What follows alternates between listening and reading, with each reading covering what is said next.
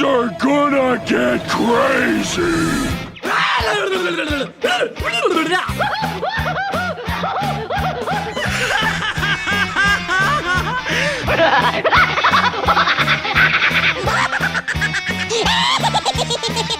Most everyone's mad here. Hey, yo, everybody, and welcome back to another exciting episode of AniMat's Crazy Cartoon Cast. How are you all doing, folks? I know it's been a little while, and hopefully you have been enjoying your time so far, and I hope you have been taking care of yourself, because I can tell you that... Oh, already we got a subscriber. Thank you very much, Jay Monty, right over there.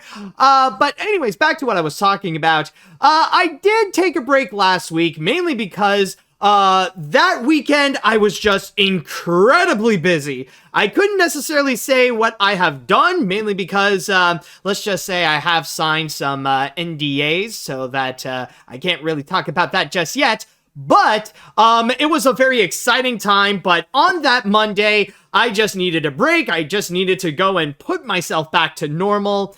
And yeah, and also there wasn't a whole lot of animation-related news to go and discuss, or in order to go and really fill in for an entire episode, so I decided it would be the perfect time to go and wait. But now, with this week, however, not only am I going to go and catch up with some of the news that happened the week before, 2 weeks ago, but also discussing about some of the crazy news that also happened last week. So it's going to be a combination of those 2 weeks for this episode in particular, which will result in an awesome time all around. Trust me, we will all have fun with this one. And so with that said, I would like to go into the chat wall. And now I would like to ask you all, are you ready for today's episode of AniMat's Crazy Cartoon Cast? Let me hear it, folks. Are you ready? Let's see now. Yes. Okay, that is great to see. People are prepared. People are set. That is lovely to hear. And with that said, it is now time that we shall go and get things started. And with our first story that we have for you today, this is actually going to be one of those in which it didn't happen last week, but in the week prior. Now, oddly enough, though, this isn't necessarily animation news or entertainment news in terms of movies or TV shows, but rather a video game.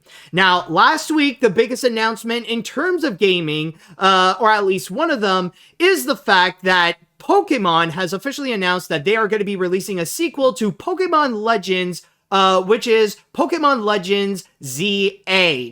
And apparently that's going to be released sometime in 2025. And personally, that really got me excited because Pokemon Legends Arceus is actually my favorite Pokemon Switch game. Like, fantastic. And honestly, it made me wish that, like, even the mainstream games like Sword and Shield and Scarlet and Violet would be more like that.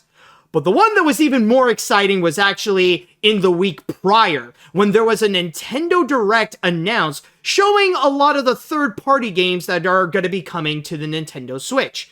And one of them in particular turned out to be the biggest highlight of that Nintendo Switch, and so far is the biggest highlight from Nintendo Switch this year. And honestly, it was a moment that a part of me didn't think it would ever happen. I thought it would be like a dream thing, but turns out dreams can indeed come true. And I know many of you have been waiting for my full reaction of this, but now the time has come that we go and get into it. So without further ado, folks, let us start things off by taking a look at the trailer for the upcoming multi-platform game, Disney Epic Mickey Rebrushed.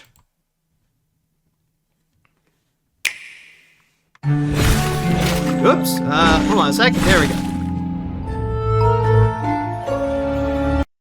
And that is the trailer for Epic Mickey Rebrushed, which will be coming soon on pretty much every mainstream platform that you can imagine, not just for the Nintendo Switch, but also you could get it for the PS4, the PS5, the Xbox One, the Xbox Series, and for the PC sometime in 2004. We don't necessarily have a confirmation date of when specifically that's going to be coming out, but we do know it has been announced, it is real, and it will be coming soon sometime this year. And I'm not going to lie, watching this trailer here, or, well, technically I would say trailer per se, it's not really a trailer, but rather just the open, like, or at least a large chunk of the opening of Epic Mickey. But as you have seen, this is fully remastered, fully remade, and I just need to go and comment this right now. Holy crap, what a glow up it received. Like, there is a distinct and very noticeable difference that they have done in terms of giving Epic Mickey that update ever since it was first released on the Nintendo Switch back in 2010. And like, there are several videos already out there in which they've already done that comparison between how the animation was done in terms of the cutscenes on the Nintendo Switch, and then we got this one right now, and it is beautiful. In fact, like, one of the most noticeable differences is actually with Yen Sid. Like, you look at him, and my god, the amount of detail that they put on the guy is just marvelous.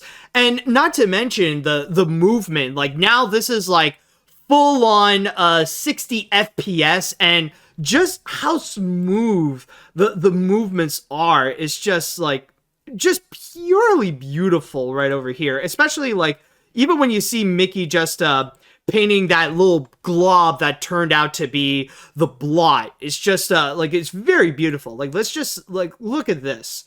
Just the smooth movements are just gorgeous. And just bringing this back to life is just absolutely wonderful. So already I could say that the graphics or the animation already leaving out an amazing first impression. And by the way, it is also worth noting about who is going to be working on this, because as we all know, it's certainly not Junction Point, considering that they shut down a decade or before, you know, a decade prior, or at least, well, they shut down a decade ago. That's what I meant.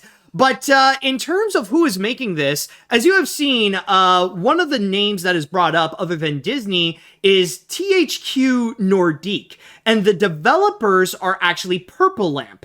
And these are the same people that actually brought us the Battle for Bikini Bottom remake.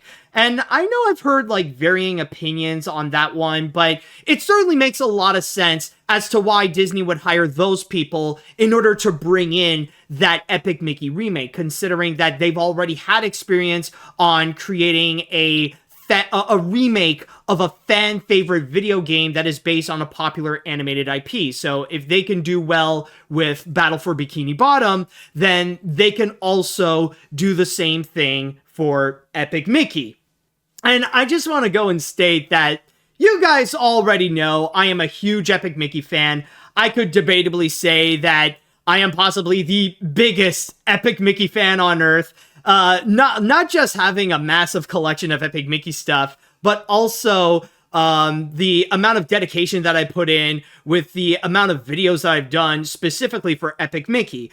Some of you are probably familiar with my Epic Mickey Files series, in which I look at each of the characters that have appeared in Epic Mickey and do like a little biography video on each of them. Or even a few years ago, for the 10th anniversary of Epic Mickey, I actually did the whole history of Epic Mickey and the rise and fall that it quickly went through with the first game, and then suddenly the second game came out along with the 3DS spin-off game, and then suddenly, boom, that's it, suddenly done. Disney moved on to Disney Infinity and, well, continued on with their attempt of making a video game career for the company. But still, though, throughout this whole time, I have heard rumors about an Epic Mickey remake. Like, a lot of people have been speculating and talking about the possibility if there would be an Epic Mickey remake in the first place. And a lot of it is more just a wish from fans to see Epic Mickey come back, especially with the fact that before it shut down, there were some developments of other Epic Mickey type games, including a third Epic Mickey game, along with an Epic Donald that would be more like a spin-off that would focus on Donald Duck entering into the Carl Barks comic book world. But from that point on, it's like one of those really nice things that there was a part of me that would really wish would actually come true. But then there's another part of me that's like, does Disney really care about Epic Mickey? I mean, they don't really care all that much about Oswald the Lucky Rabbit or use him as a character as seen in Epic Mickey. So it's like, I don't know. But then suddenly this announcement occurred. And holy crap. It was like in my mind, I was like, wait, this is real? Oh my god, the time has come. And on that day, no joke, like I had to go and scrap my plans temporarily so that I would have to do an impromptu reaction to it, or at least like film some kind of like little fun reaction in relation to Epic Mickey, because a lot of people recognize me as the guy who did the Epic Mickey file. So of course I gotta go and say something on the day of, which is why I did like a little quick sketch that I uploaded on YouTube and on TikTok and some other social medias like Facebook and Instagram, excuse me. So I had to go and do that, and did that little reaction with Rafiki, like, it is time! So yeah, honestly, that was like my initial reaction of hearing that there is going to be a remake of Epic Mickey. And on top of that, we have also, like one thing that we haven't seen in this trailer in particular is actually in terms of the gameplay. And we did get a little bit of a taste of that on that Nintendo Direct specifically, and they did promise that this is going to be a bit more of a faithful remake of the original Epic Mickey, and that they will be really enhancing the graphics as well. And I have heard as well that the creator of the original Epic Mickey, Warren Spector, is involved to make sure that the remake that they have done, they would go and heavily get it right. But also, this is also something that I want to go and get this out of the way, because this is the big question that many fans have been asking for a while, and this is going to be the biggest one to, like, the biggest question to see if this Epic Mickey remake will make or break the whole game.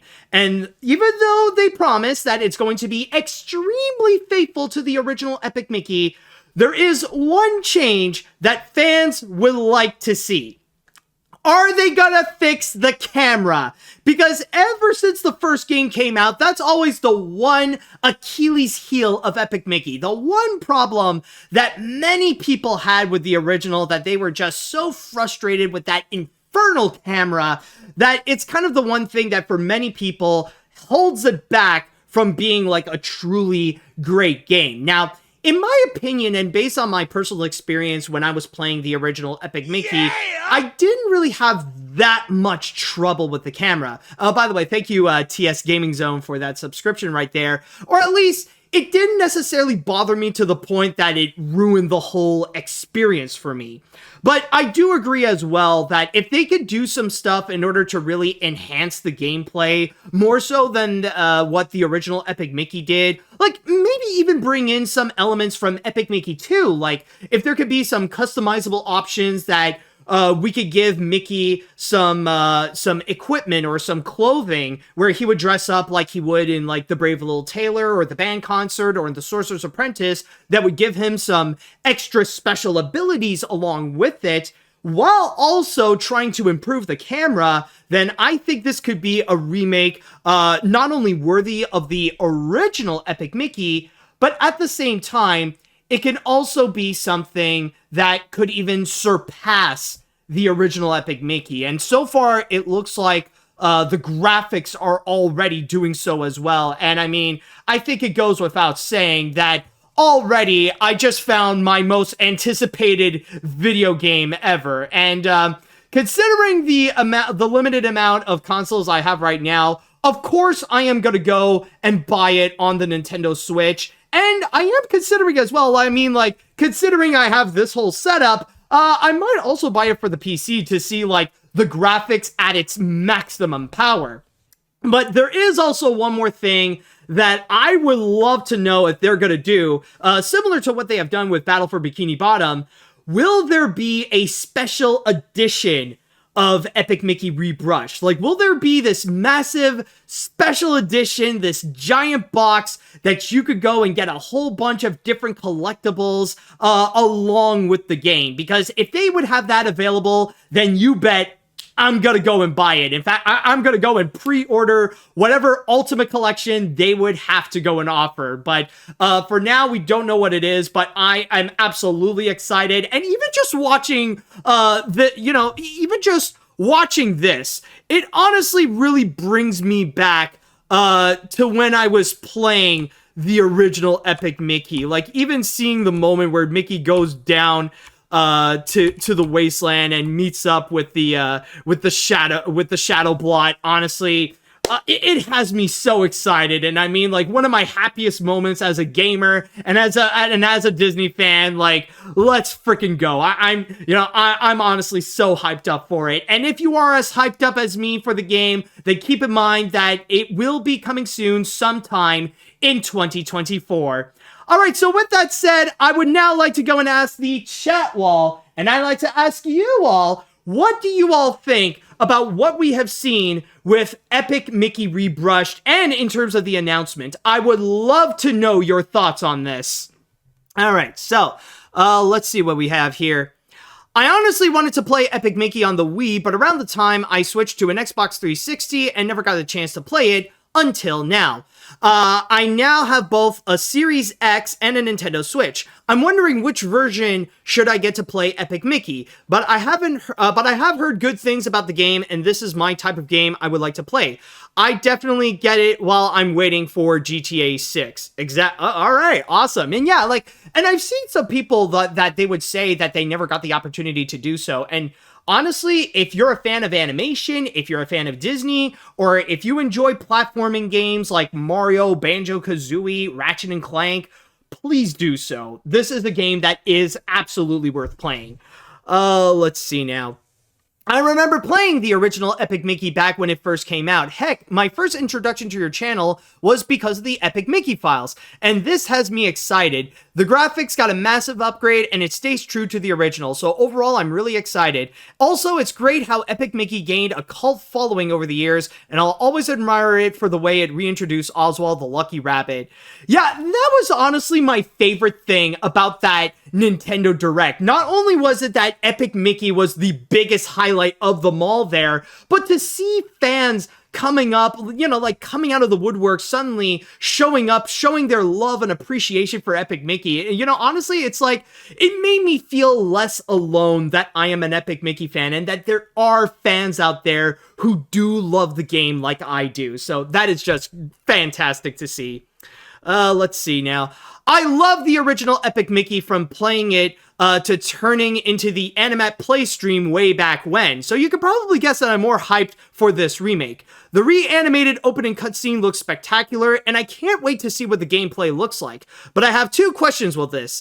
Will they fix the camera, and if it's popular enough, will they end up remaking the second game? Well, I mean, fixing that camera remains to be seen, and I don't know if I would be down for a remake of the second game, because I'm gonna be very honest, that second game was kind of like, I don't think we need a remake of Friends, I stand before you a changed man. But speaking of which, since you did bring up AniMat's Plays, this is honestly something that for a long time I have been contemplating. I know last year I have practiced it a little bit with the charity streams, doing some AniMat's Plays, but I'm thinking that, now with Epic Mickey coming back as a remake, I think that could be a good time to actually reboot it.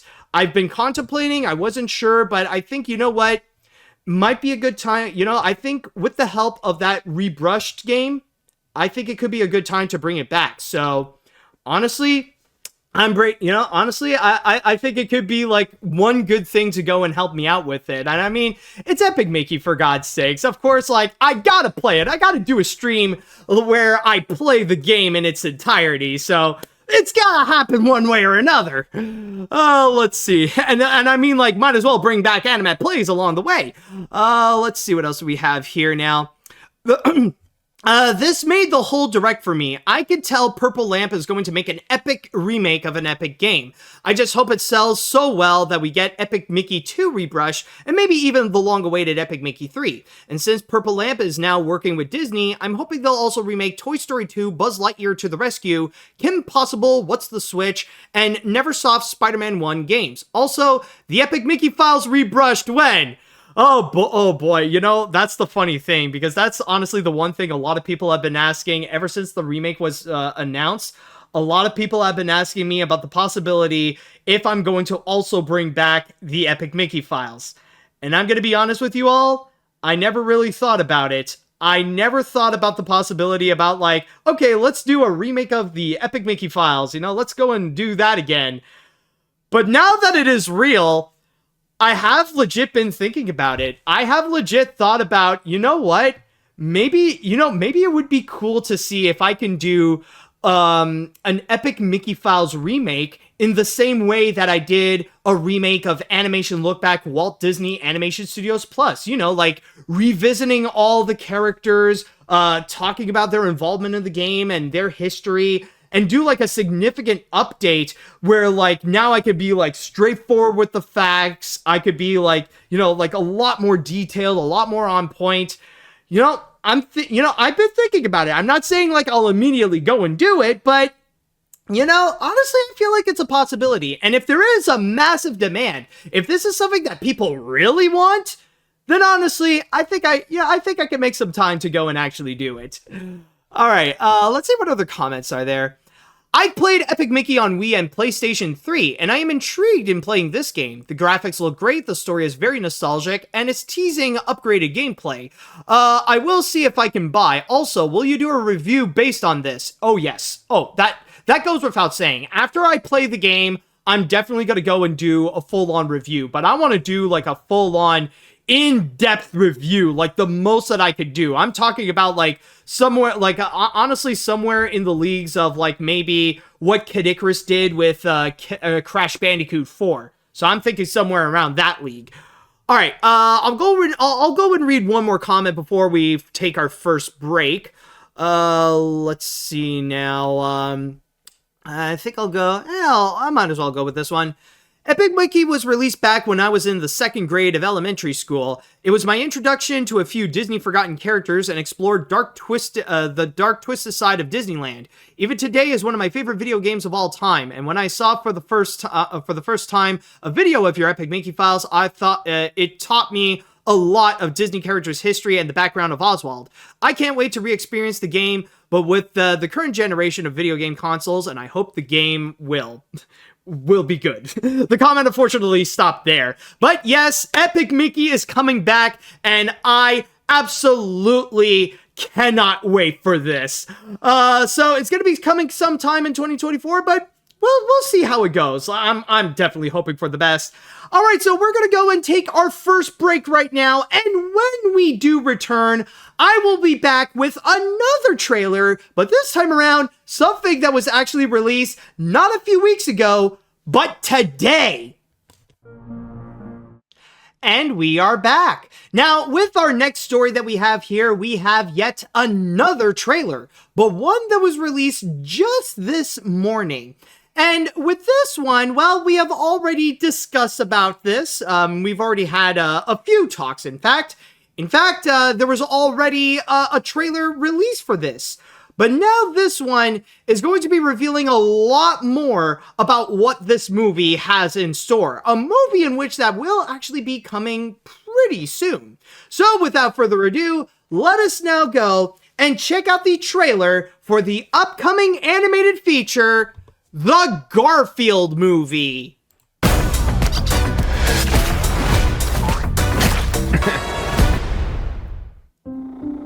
Wait here, Junior. You saw nothing.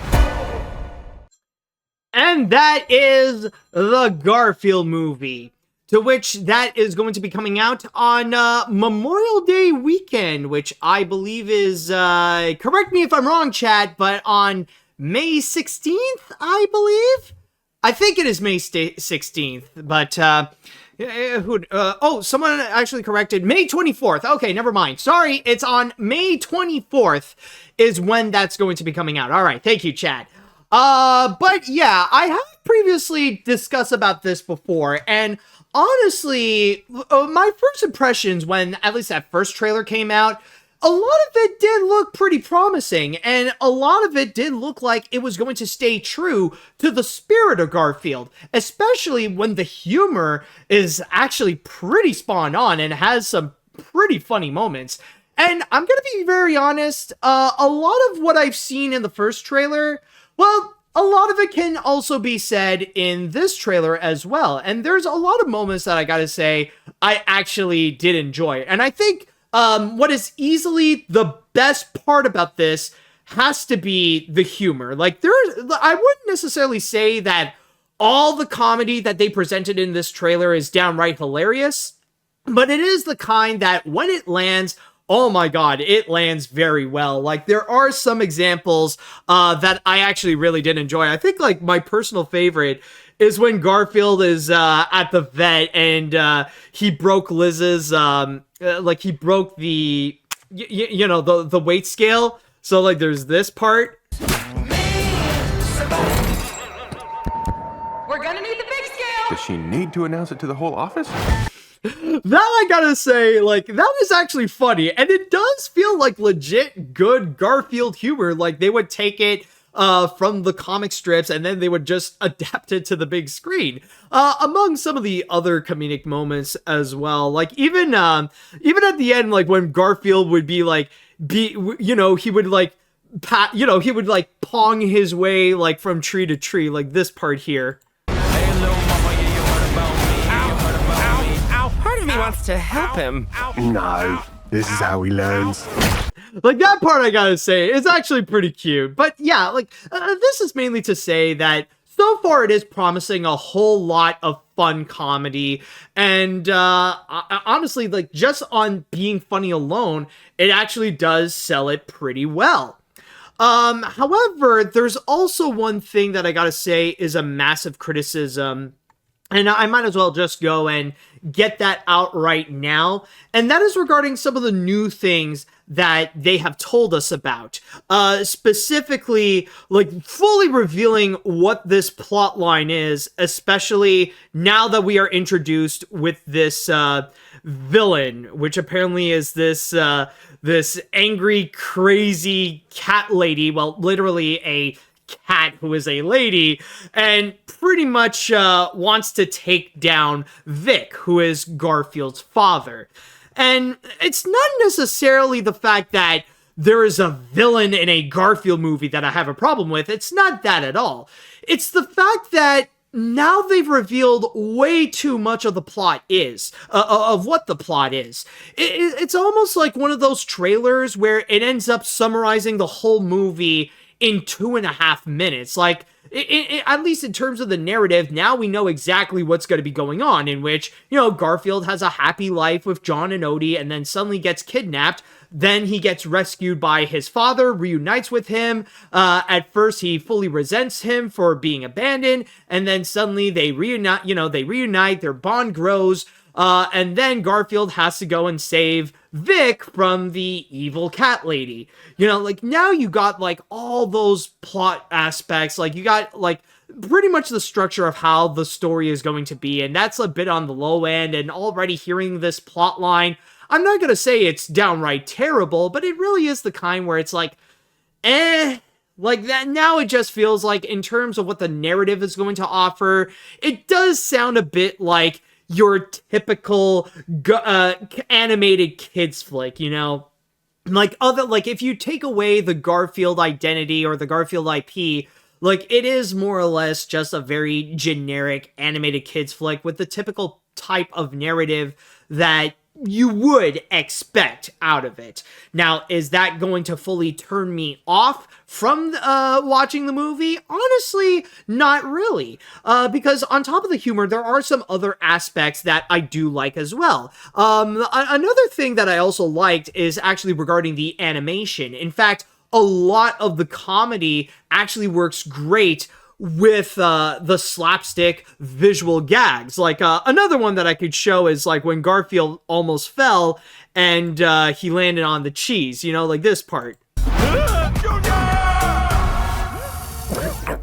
Just relax, you know, suddenly like he fell down, but then just so coincidentally landed on this giant block of cheddar that he's just munching on, you know? Like, there's a lot of it that really is cute. And again, this is a quick reminder that this is going to be from the same people that brought us The Emperor's New Groove, which some people say is one of, if not the funniest movie from Disney animation. And that type of comedy does show in some of the parts in the Garfield trailer. Like, we will get that slapstick Looney Tunes style cartoony comedy that does work well. But on top of that, going back into the animation as well, it's not just with the comedy, but also seeing some of the new elements as well. Even with some of the new designs, I feel like they work great, where it has a bit of its own style, but at the same time stays true to the original look that Jim Davis has developed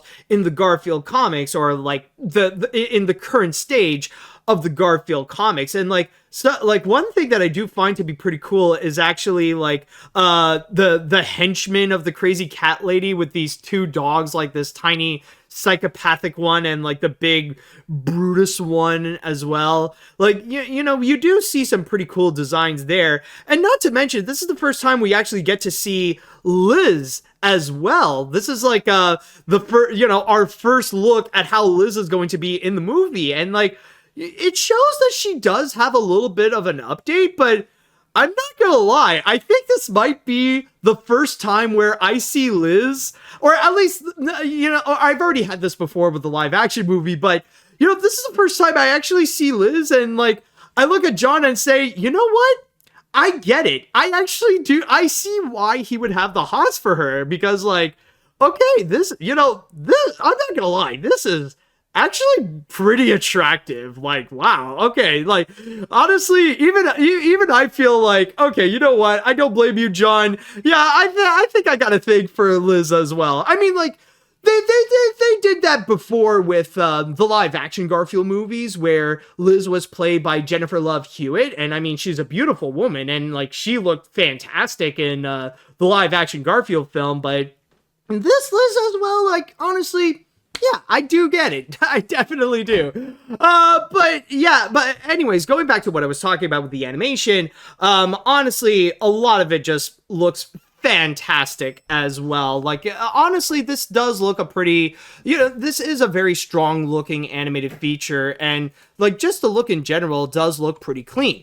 Now, again, I do have the criticism of the fact that maybe it's a little too detailed, where you do have these cartoony designs, which do look great, by the way, but it's just, I think they kind of overblown it with the heavy amount of details, like with all the realistic fur and the details on the irises. Like, even one good example is when you see like baby Garfield over here. Like, I don't know, it's just like, if they could have just simplified it a little, like maybe make the computer animation more stylized, it would have like really just make that animation just excellent and truly capture the Garfield style. But here, though, it's just they're kind of going with that typical approach for computer animation. It's kind of like we've reverted back to like the mid 2010s, where they're still experimenting with cartoony animation, but still keep a lot of the realistic aspects that, you know, that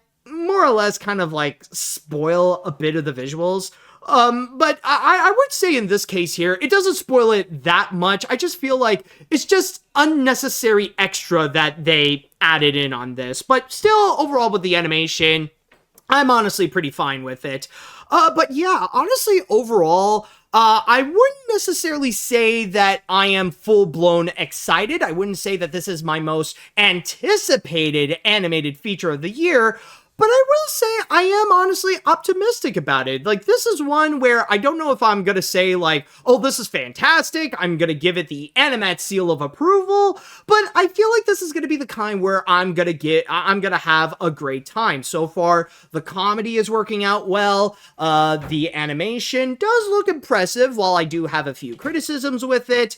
And even though the story is not all that original, hey, at least there's going to be a part of me that's going to go back to a youthful time where I've enjoyed the Garfield comics. So honestly, I just realized that we do have a little bit of a theme with these trailers where there's a little bit of nostalgia, but at the same time, going back, seeing like new versions of classics that I have loved for so many years, rather it be Epic Mickey, and then suddenly now we got Garfield as well. So it kind of fit, it kind of does fit surprisingly well. But yeah, honestly, I would say that overall I am pretty optimistic about it. And if you are excited for the Garfield movie, then keep in mind it will be coming soon to theaters on March, no, not March, we are in March, on May 24th. And with that said, I would like to go into the chat wall, and now it's time I ask you all, what do you all think about the new trailer for the Garfield movie? Do you think this is going to be great? Are you a little bit skeptical about it? And also, I'm going to go and make a quick little poll here, where I'm just going to go and quickly ask you all, just to go and make that now. Are you excited, for the Garfield movie? So I'm just going to go and write down yes, and then, whoops, not at the same time, yes, and then no. All right, so I'm just going to go and make that poll on the Twitch channel. So, let's see what we got here. What comments do y'all have? Okay, so, from the look of this trailer, yeah, they revealed way too much, which is why I don't watch new trailers anymore due to the studios revealing everything nowadays. Despite that, it looked okay in terms of the comedy and animation, but the story feels iffy. I could be wrong unless it turns out good, but I'll wait and see. By the way, Snoop Dogg is in the movie, really? It gives me that animated Addams Family flashback, and I don't want that to be the downhill of it because of his appearance. Yeah, I mean, okay, listen, I'm not fully against having Snoop Dogg in this movie because like with the way they use the Addams Family, I just feel like it's so unnecessary. I mean, Snoop Dogg was playing Cousin It, and they just reversed the track, and like they put in a bunch of filters to the point that it didn't need to be Snoop Dogg. It was like unnecessary. But in here, at the very least, like it is Snoop Dogg. You do get to hear that it is Snoop Dogg in the first place. Like if we just go back to that quick little moment here, like, yeah, this part. Oh, that cat's a goner. At least, like, okay, that's the voice of Snoop Dogg. You can recognize that it is Snoop Dogg. So at least that's one thing that it already did better than those godforsaken Addams Family movies. All right, let's see now. Yeah, this still looks great.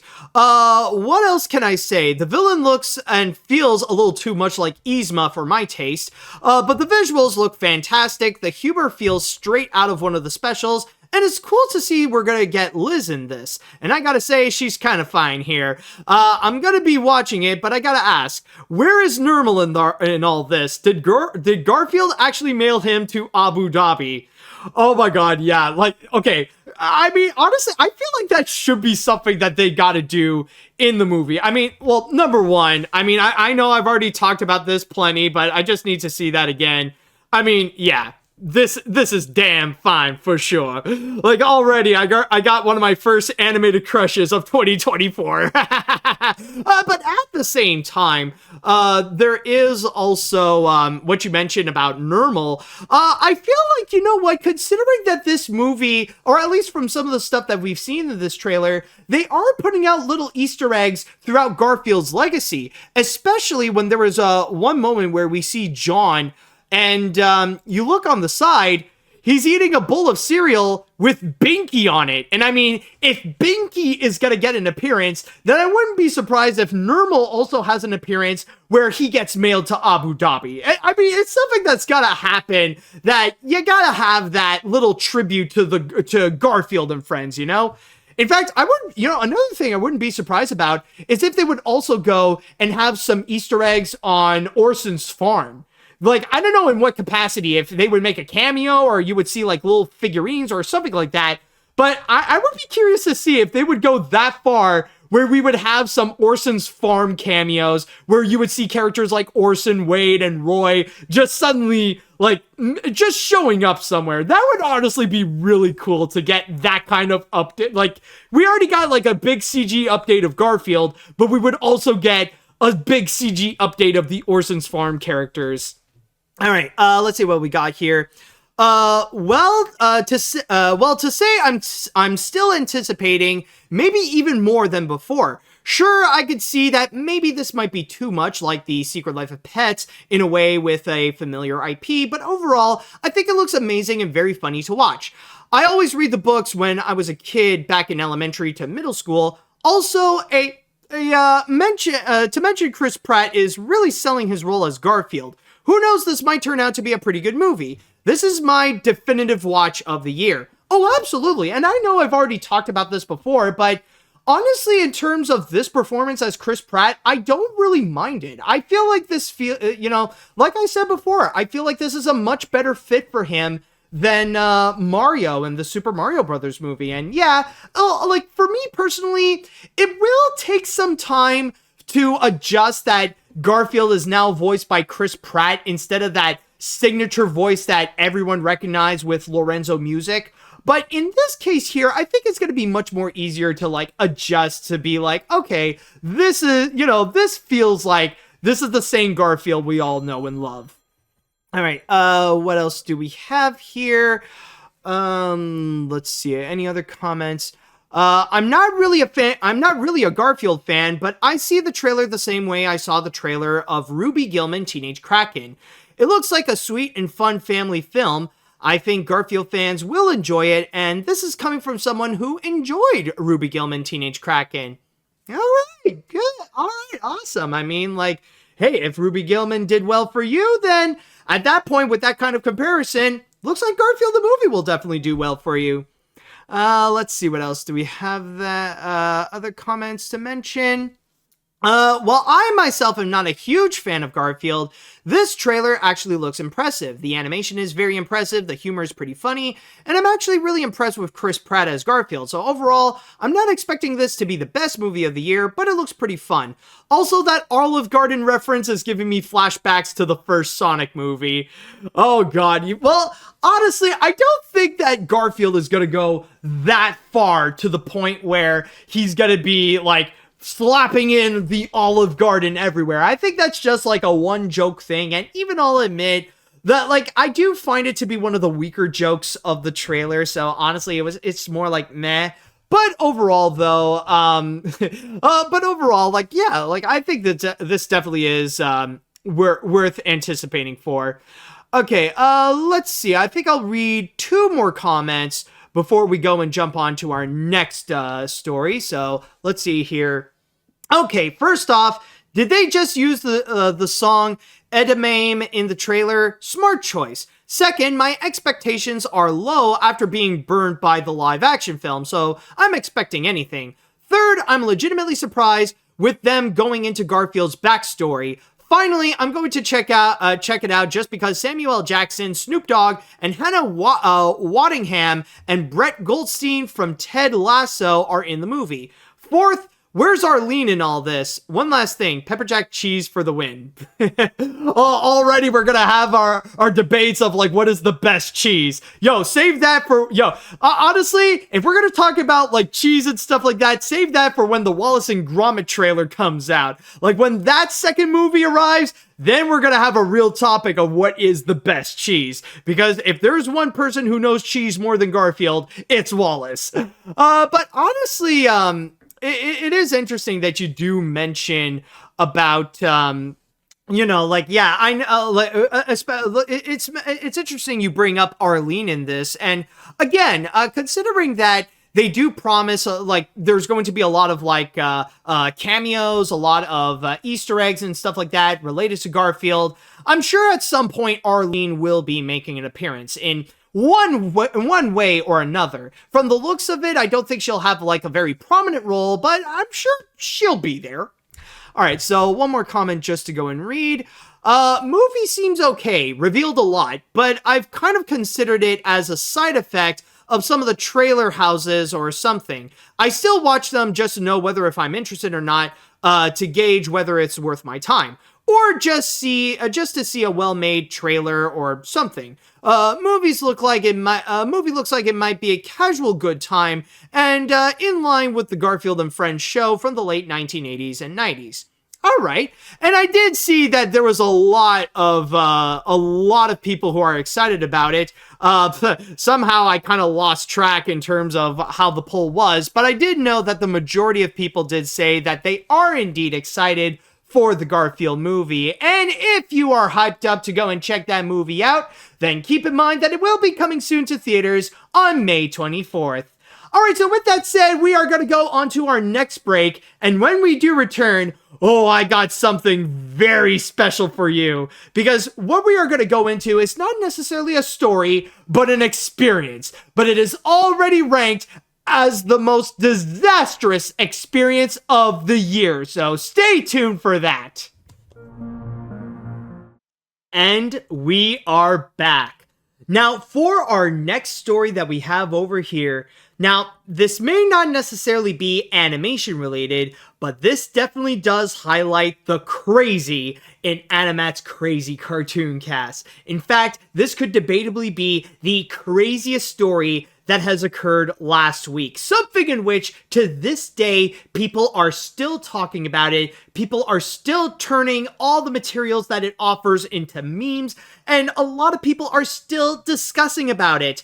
And when I first saw this, holy crap, I just knew this is something that I had to talk about and fully explore, because this is one of those train wrecks that, honestly, you cannot look away from. And what I'm talking about is in regards to an experience. And nowadays, experiences are becoming more and more popular, in which companies would go and create these special events based on a popular IP for people to go and enter the world of those experiences. Kind of like a little taste of what theme parks would go and do. And I've already went into a few of them myself. I remember me and my friends, we did a Bridgerton experience that was very nice. And during this holiday season, I went into the Disney immersive experience, and that was absolutely wonderful. But those ones are well organized. Those ones are well planned. This one, on the other hand, is what could objectively be the biggest disaster, because I say objectively because there is no way that you could find a way to do something worse than the Glasgow Willy Wonka experience. Yes, what happened was that in Glasgow, there was a Willy Wonka experience that has been heavily promoted, and this was one where they promised that it would just be like entering into the world of Willy Wonka, rather it be from the classic books of Roald Dahl, the Gene Wilder 1971 classic movie, or even as recent as the 2023 Wonka movie starring Timothée Chalamet. And they try to make sure that this was a true experience, to the point where they were charging £35 for each ticket for people to go and see this immersive extravaganza. But what people ended up getting is just an absolute calamity. And they felt like all the things that they have been promoted about, they have been lied to. But it was later revealed that all the promotional work that was done for this Wonka experience was generated by AI. So you know for a fact that it was never going to happen in the first place. In fact, let me show you some of the pictures that they have promoted in contrast to what actually happened. So here is an example of an art piece that they use for the promotion. And as you can see here, yes, it is AI generated, but they promise a very colorful candy land in which everywhere you go, you see jelly beans, lollipops, little Easter bunnies, and so much more just everywhere. This is literal eye candy that you see right before your eyes. And is this what you get in real life? No. In fact, this is what you pretty much get. Sorry, let's put away this ad. But yeah, this is what the real experience looked like, where you get this cheap rainbow archway and you enter into a mostly empty facility. I mean, like, you got like a gumdrop and a gummy bear and like this little poster on the side, but like, for the most part, this is what it is. It's just absolutely empty. And like, no joke, I have seen elementary school science fairs that are more immersive and decorated than this thing. But then let's just get back into the AI stuff, what they've promoted. Now, and they've showed us the Imagination Lab. Yes, thank you, WestJet. We don't need you. Look, just look at this Imagination Lab that they got over here. I mean, so much whimsy, so much psychedelics going on. I mean, this looks wild, right? I mean, this looks like something that could make Journey into Imagination look like Journey into Imagination with Figment. But in reality, I guess they call it the Imagination Lab because you need some imagination to fill in the space of all this. I mean, look at this abandoned warehouse. Like, even the amount of people, it just feels empty. But to be fair, though, there is one thing that they did include, and that is a bouncy castle. Hey, I mean, if nothing, you do have a bouncy castle that you could go in and have fun. Now, I know at some point, some people might be wondering, well, if you're gonna have the bouncy castle, what about the ball pit? Do you have that little ball pit that people could go and enjoy? Well, sadly, no, that doesn't seem to be a thing in here. I guess CPAC actually had they had reservations for that ball pit. I mean, how else are you gonna go and entertain those Nazis? But anyways, let's go back into here, in which we got more AI art, and look at all the fun, the whimsy, the bright colors, promising us some enchanting entertainment. But I know some of you might be curious as to, and you might be wondering, well, what does enchanting entertainment mean? Because I don't think enchanting is a word. Oh, it is. It definitely is a word. Enchanting means, this. You know, it just means this little sad side area that has a random TV in which I highly doubt they even showed anything on it. And then you got a couple of posters of AI generated images. This is what is considered enchanting entertainment. But anyways, let's go back into more AI stuff. Oh yes, one major thing that they have promised here is the Twilight Tunnel. I don't know what the fridge is going on with this apostrophe here, but look at the magic that is in store. This, you know, this very curious amount of enchantment over here. Like,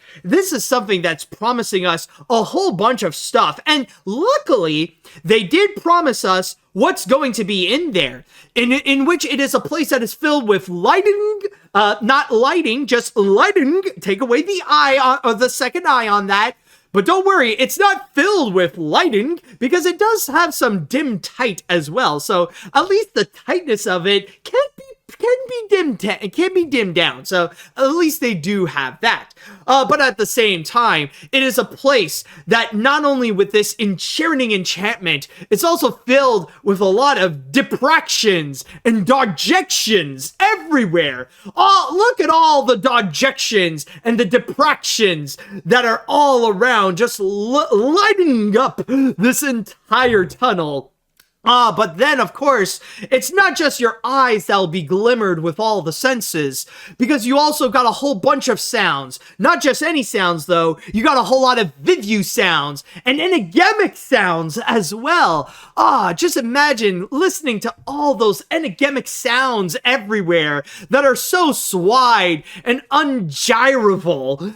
But not to mention all the hard work that is brought to us, that is just filled with impretti here, that is all made by Ukxepcted Twits. Yes, this definitely does look like a place that is made by Ukxepcted Twits. Well, maybe not this one specifically, but this thing right over here certainly does look like something that was made by Ukxepcted Twits right here. Just this random wall that has a poster of an AI-generated image, and I love over here that you got this one pole that shows us that it has some ropes. Yeah, it's definitely prepared for a big lineup here. You definitely want to be there at the rope drop to be right in front of the poster. Oh boy. And of course, we have La Pièce de Résistance, possibly the most popular image of the area, is right over here, and debatably the most decorated part of the whole place as well, where you do have some stuff, like you got a bunch of like colorful swirly plants, some giant lollipops, some mushrooms, a big non-copyright Wonka bar that just says chocolate bar, and honestly, the one thing that I feel like really, it really encompasses all this together, it would have to be the air ventilation system. I think it ties all this oh so well.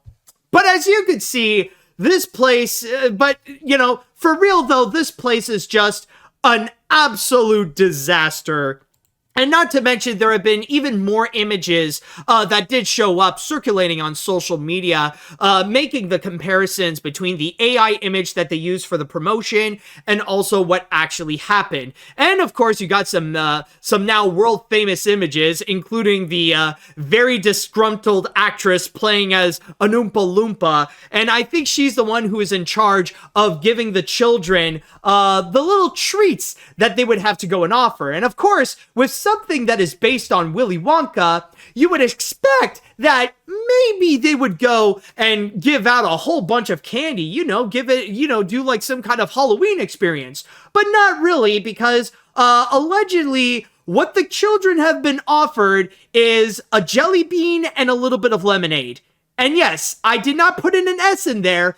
It literally is just a jelly bean. Just one bean to give to the kiddos for this entire experience, as if, it's like freaking Jack and the Beanstalk. You're expecting something special, but no, you get just a godforsaken bean out of it. Oh my god. And just seeing these images from left to right is just amazing. It's so stupid. So, as you could probably imagine, people got so upset when they saw that this whole thing turned out to be nothing but a sham. Parents got so mad at it, in fact, they actually called the police.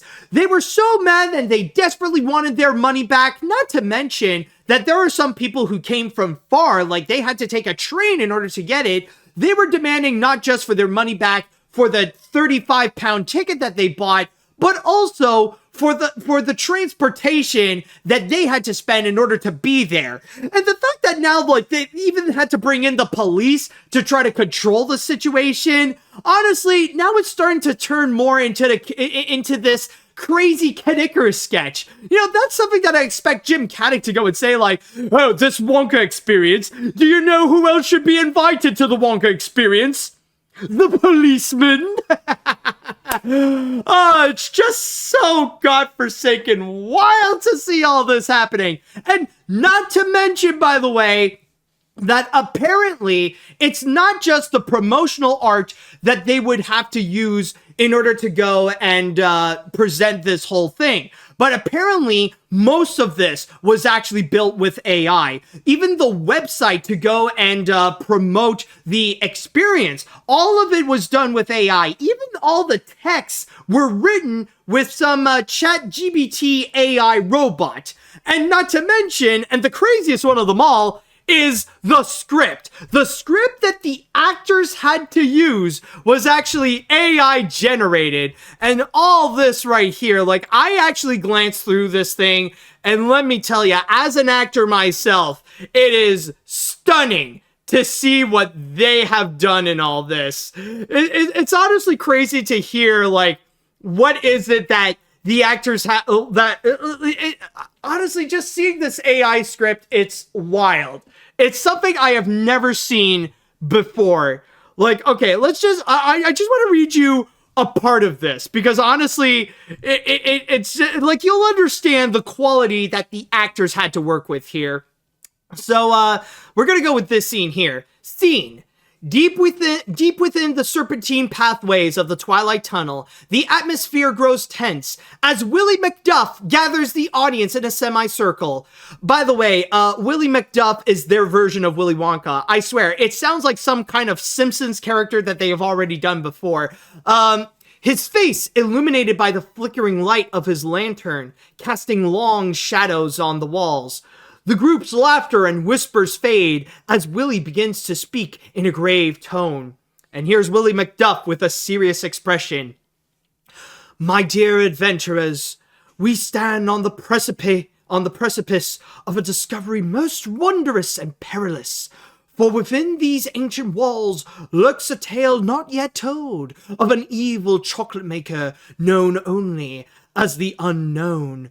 The audience leans in, captivated by Willy's words. Like, okay, this is honestly something that I gotta say is so insane. Why the fridge did the script write directions for the audience? You do not do that. I mean, sure, you probably have some emotions that you want to express that you want to expect from the audience to have, but you don't literally write that down into your godforsaken script. The only way that it makes it that this is acceptable is if the audience gets handed over the script, like that each guest that gets into the experience, they get a script so that they can follow the directions as well. That's the only way that it can make sense. Otherwise, what the fridge is this doing in here? Like, yeah, do you expect the audience is going to lean in, captivated by Willy's words? It's like, yeah, do you expect people are going to do that? Because let's just say, I think most people are going to go off script. Let's just say.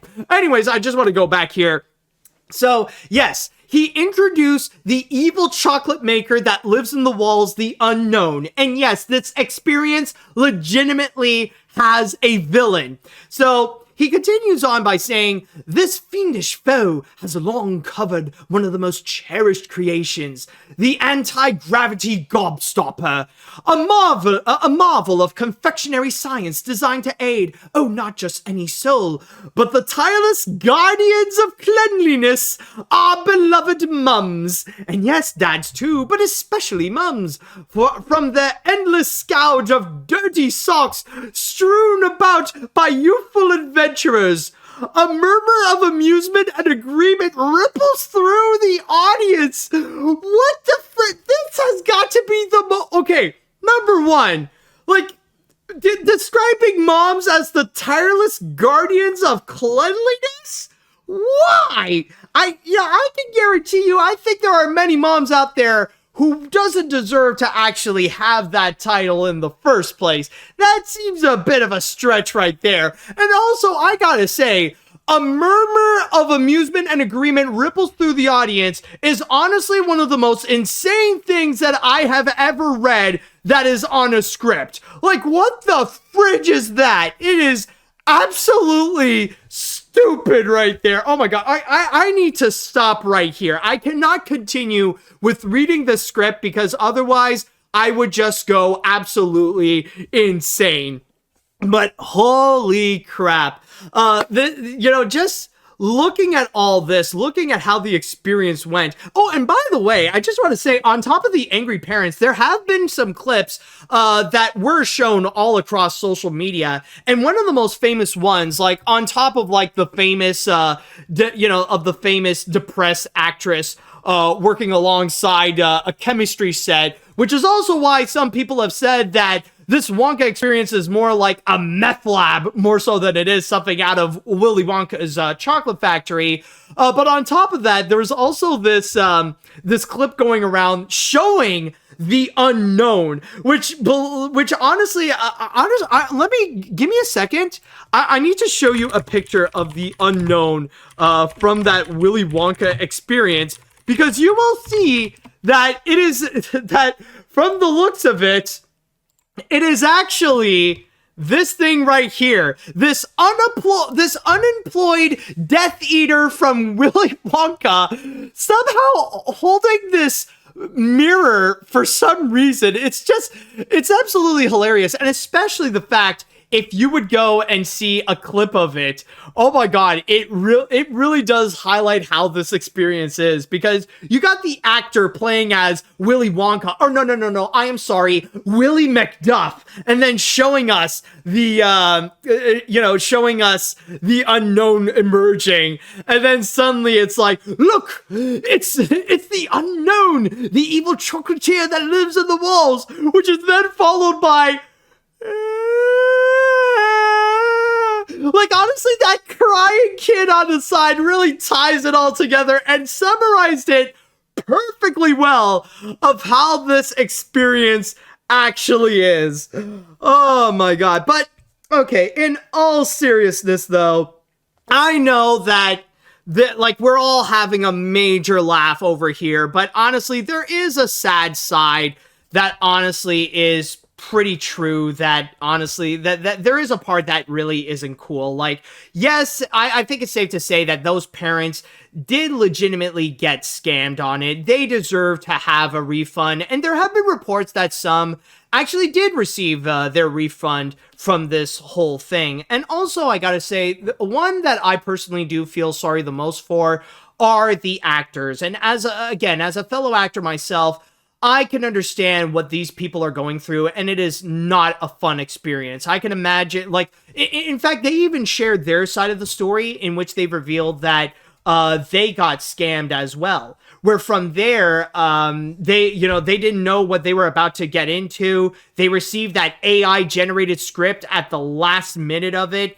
And also, during that experience, they were doing the most that they can in order to brighten up those people, but it was it was next to impossible to do so, considering that these audience members, they were already upset. They know that what they've entered is not Willy Wonka's chocolate factory. They know that this immersive experience is just a flat out scam. So by that point, trying to entertain them, like, it feels a little bit dangerous, because they don't want to do anything to add to their frustration. They're already pissed off as is, and they're worried about what they could possibly do to them, or how they would go and let out their frustration. I mean, it already reached so bad to the point that the police had to be called. And then following afterwards, you would get this happening right now, where it became this international sensation. The Wonka experience is globally well known, and I can understand that all this is just so overwhelming for the actors. So honestly, I do send my support to them, and honestly, it's something that, they definitely do have their 15 seconds of fame, but it should have been something in a way that would have been handled a bit better, you know? Like, I do hope for the best for all the actors who are involved, rather if they played Willy, or if they played any of the Oompa Loompas, or even the one who played the unknown. So I do wish them the best. So at this point, who really is the bad guy here, other than the unknown? Who is the one to really blame for this disastrous experience? Well, it's actually contributed not by necessarily a company, but by one person in particular. And it is actually from this Rolling Stone article that the person who was responsible for this entire experience is actually an individual by the name of Billy Cool, I believe. Just want to double check. Yeah, his name is actually Billy Cool, Coull. And apparently, this person has a long history when it comes to making these types of scams, and being heavily dependent on AI, in which the company that he has created, in which he called the House of Illuminati, I believe, in which if you go onto that website as well, like you will see, like even that is completely generated by AI, like all the text, all the images that they would go and promote, like it's all AI.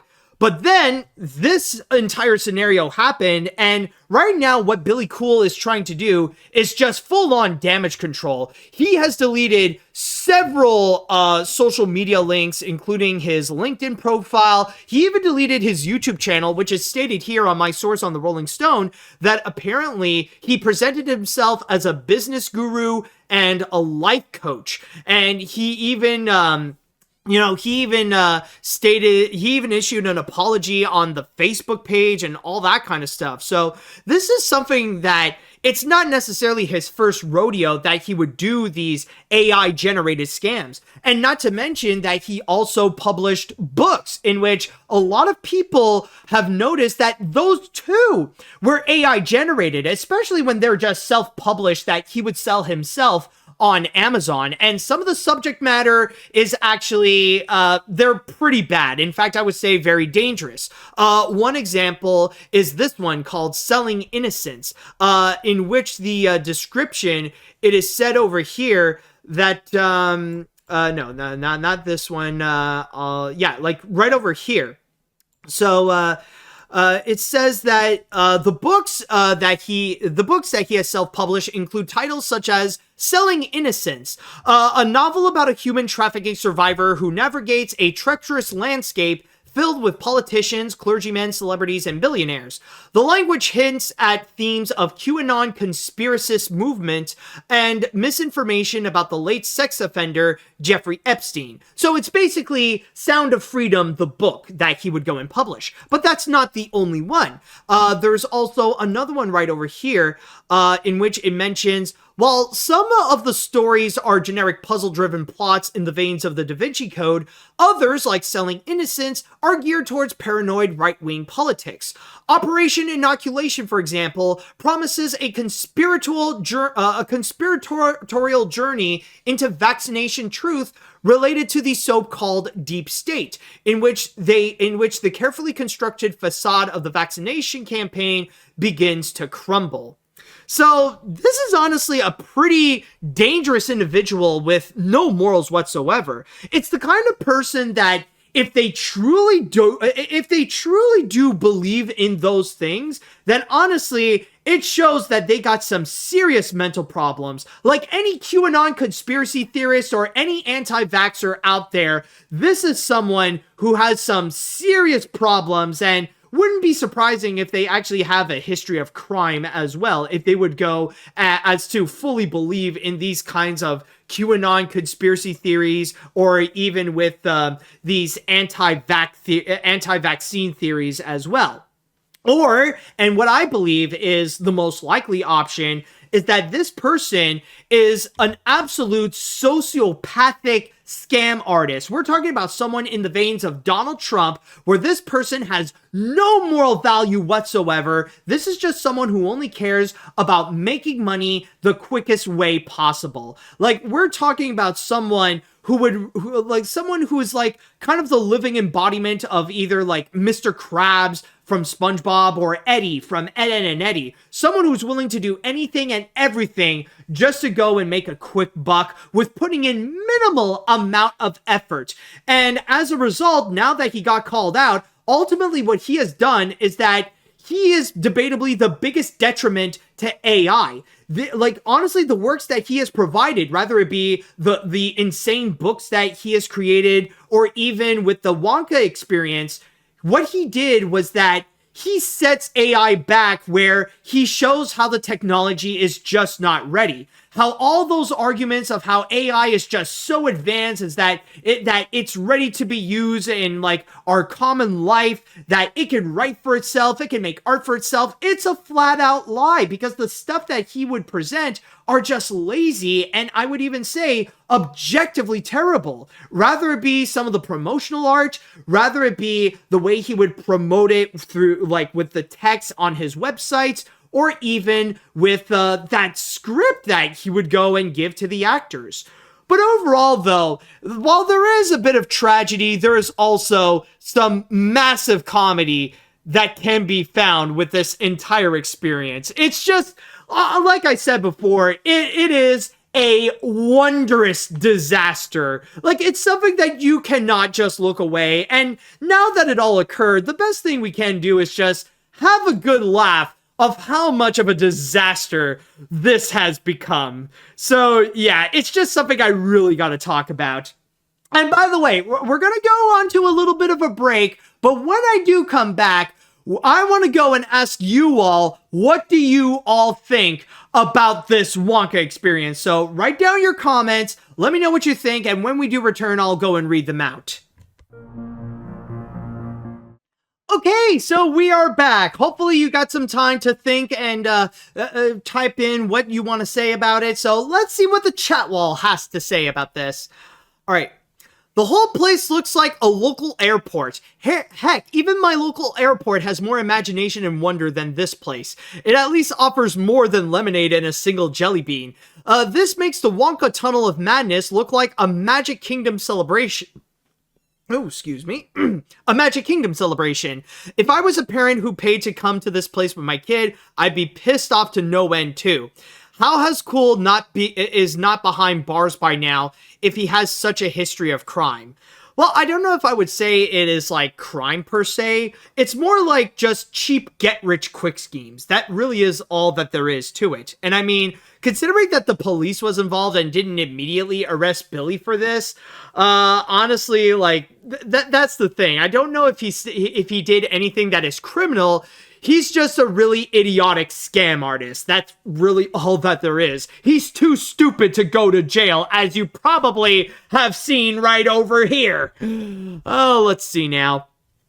Calling it now, this was a ploy by the chocolate cartel in an attempt to make Wonka look bad. I mean, if you saw a poster promising a promising Carthy tunes and the experience quality and expected quality, my heart breaks for you, but I'm sorry, there's a good chance you may be an Oompa Loompa doopity doofus. But I would usually say that the character of the unknown should be in the next film, but then I remember one of the songs in Wonka has the lyrics, "Embrace the unknown, enjoy the adventure." Do they know? You know, honestly, that would actually be hilarious, that you make a sequel about Wonka and it's the chocolate cartel wanting revenge, so they try to make him look bad with that whole experience. I mean, technically, they already tried to make him look bad when he first fully opened his chocolate shop. But in this case here, like, it would be hilarious to see, like, you see Slugworth and all the other rich chocolatiers that are like, "We will find a way to go and take down this Wonka, and we shall go and create an experience, but it won't be of him. We will make an entire one that will make him look bad. Not to mention that we shall make money off of you mean the poor? you know, like that kind of whole scenario. That would actually be hilarious. Oh, let's see now.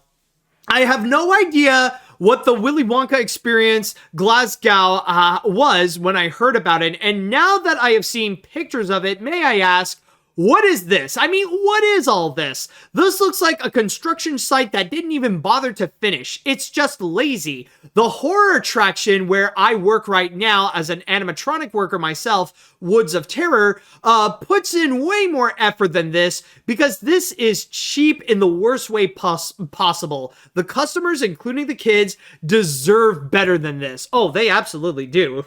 Not denying there. I mean, that's why I say this is objectively the worst, because there's no way possible that you could find a way to make it worse than this, other than maybe having the Oompa Loompas come in and just beat up the guests. That's the only way that I can imagine that it could sink lower. Let's see, what other comments would we have here? Okay, I get the economy is terrible and people are on a budget, but don't do this. I hope everyone who even thinks about using AI looks at this incident and the backlash and thinks, do they really want to deal with this PR nightmare? Yeah, if the scammers get away with it and keep the money, then this won't bother them. I hope Billy Cool gets punched in the face. Like, holy crap, his books sound awful. Exactly. Yeah, I mean, honestly, if he deserves to be punched in the face, then it's definitely worth it for the books more so than the experience. I would, honestly, I would give him a pass for the whole Wonka experience because he just seems like someone who's too stupid to know any better. But like for the conspiracy theory stuff and the anti-vax crap, yeah, just like you would with any QAnon conspiracy theorist or any anti-vaxxer, they absolutely deserve a punch in the face in the hopes that maybe you can literally knock some sense into them. Let's see, what else do we have here? I've been to hundreds of experiences for the last few years, and my favorite ones was the SpongeBob experience back in 2019 for the 20th anniversary. But this Wonka experience is something I really wish I've seen. If I had the chance to experience this, I would absolutely do it for my channel and make fun of it a bit and try to make the best out of it. But hearing this, I really wish I could have made a video about it, but I think it's for the best since I don't really want to get ripped off. Yeah, exactly. I think, like, for now, it's for the best to just, like, step back from the whole situation. At least, like, for me, like, it would be more for the respect of the actors, even though, well, technically I'm already doing this, so it doesn't necessarily work. But I mean, like, if, like, to experience it firsthand, I would recommend not. Let's see now. This is honestly just a hilarious train wreck. The fact that they use AI to promote this experience is just crazy, and everything about this is insane. This is basically the real-life equivalent of one episode of SpongeBob with Mr. Krabs and Krabby Land. So overall, this is just comical. Seriously, the moral of this story is that if they use AI-generated images to promote something, you shouldn't trust it. Exactly, man. People who want to if people think that they could use AI for the lazy route in order to do the writing or the artwork for them, then you know that this place ain't worth it. If they ain't putting in the effort on either the writing the script, writing the promotional work, or doing the artwork, then they didn't put in any effort onto whatever they're promoting. Let's see what else we have here. You know what this reminds me of, AniMat? Those pictures of reality comparisons of fast food restaurants, where you see the pictures and then the reality. You facepalm and play the Curb Your Enthusiasm music of the fact that a person could don this and feel zero remorse is absolutely disgusting. It has become a scam of the leagues of Legends of Oz. God, how is Cool not in jail? He feels like Mr. Krabs in real life. Yeah, you know what? That was honestly something. That's my one regret of this. I should have played this. I mean, this really is a place that you look at it and you go,